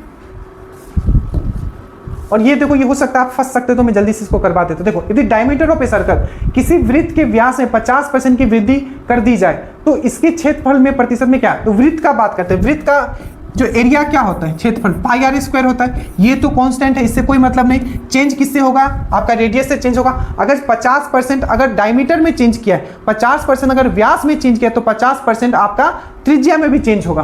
तो 50% मतलब क्या होता है, 50% मतलब होता है 1/2, ठीक है, 1/2। 2 था पहले और 1 का इंक्रीमेंट हो रहा है, तो पहले 2 था, 1 का इंक्रीमेंट हो रहा है, मतलब कितना हो गया 3 हो गया। ये r² है तो 2 बार होगा, ये 2 हो गया, ये 3 हो गया, ठीक है। और ये क्या हो जाएगा, इसको आप मल्टीप्लाई कर लोगे तो ये 4 हो जाएगा, और ये कितना हो जाएगा, ये 9 हो जाएगा। तो पहले 4 था, अब 9 हो गया। डिफरेंस कितना आया 5 का आया, ठीक है, 5 का आया। 5 का डिफरेंस आया किसके ऊपर, पहला कितना था 4 था, तो 5/4 हम लिखेंगे, ठीक है, इंटू 100 लिख देंगे, ठीक है। तो ये कितना हो जाएगा 20 हो जाएगा, ठीक है। और ये हो जाएगा आपका 125% होना चाहिए ना, ठीक है। 9 1/4, अरे यार 5/4 इंटू 100 करेंगे तो ये 4 से 25 टाइम में जाएगा, तो 25 और 5 मल्टीप्लाई करेंगे तो 125, ठीक है। ये कंसेप्ट अगर आपको नहीं समझ में आया कोई बात नहीं, आप कंपाउंड इंटरेस्ट वाला वीडियो देखिएगा, आपको समझ में आ जाएगा। तो ये पूरा खेल था आज का, पूरा का पूरा टॉपिक ही हमने करवा दिया। एक और क्वेश्चन पूछा गया था, मैं वो आखिरी में ले लेना चाह रहा हूँ, ठीक है। एक चीज मैं आपको बता देता हूँ बस, देखिए जब भी आपको डिस्क्रिमिनेट वाला है, जैसे कि क्वेश्चन जो एक आता है आपका, मैं दिखाता हूं आपको,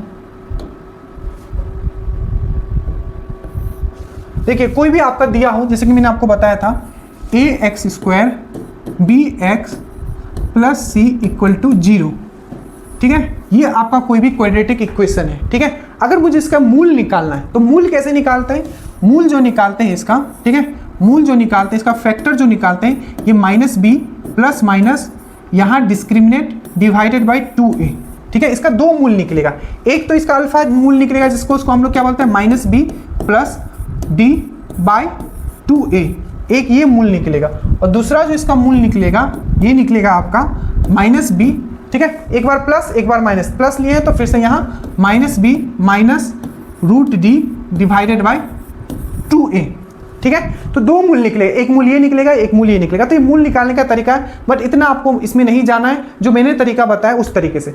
अब मेन चीज है कि यहाँ पूछा जाता है, इस तरीके का इक्वेशन दे देगा और पूछेगा कि कब मूल जो होगा वास्तविक होगा और इक्वल होगा, कब आपका मूल जो वास्तविक होगा और अनइक्वल होगा, कब आपका मूल जो होगा वास्तविक नहीं होगा।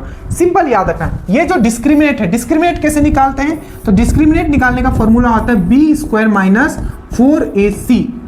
अगर मान लो कि जो डी जो है आपका ग्रेटर देन 0 आ गया तो हमेशा याद रखना इसका मूल जो होगा रियल होगा, वास्तविक।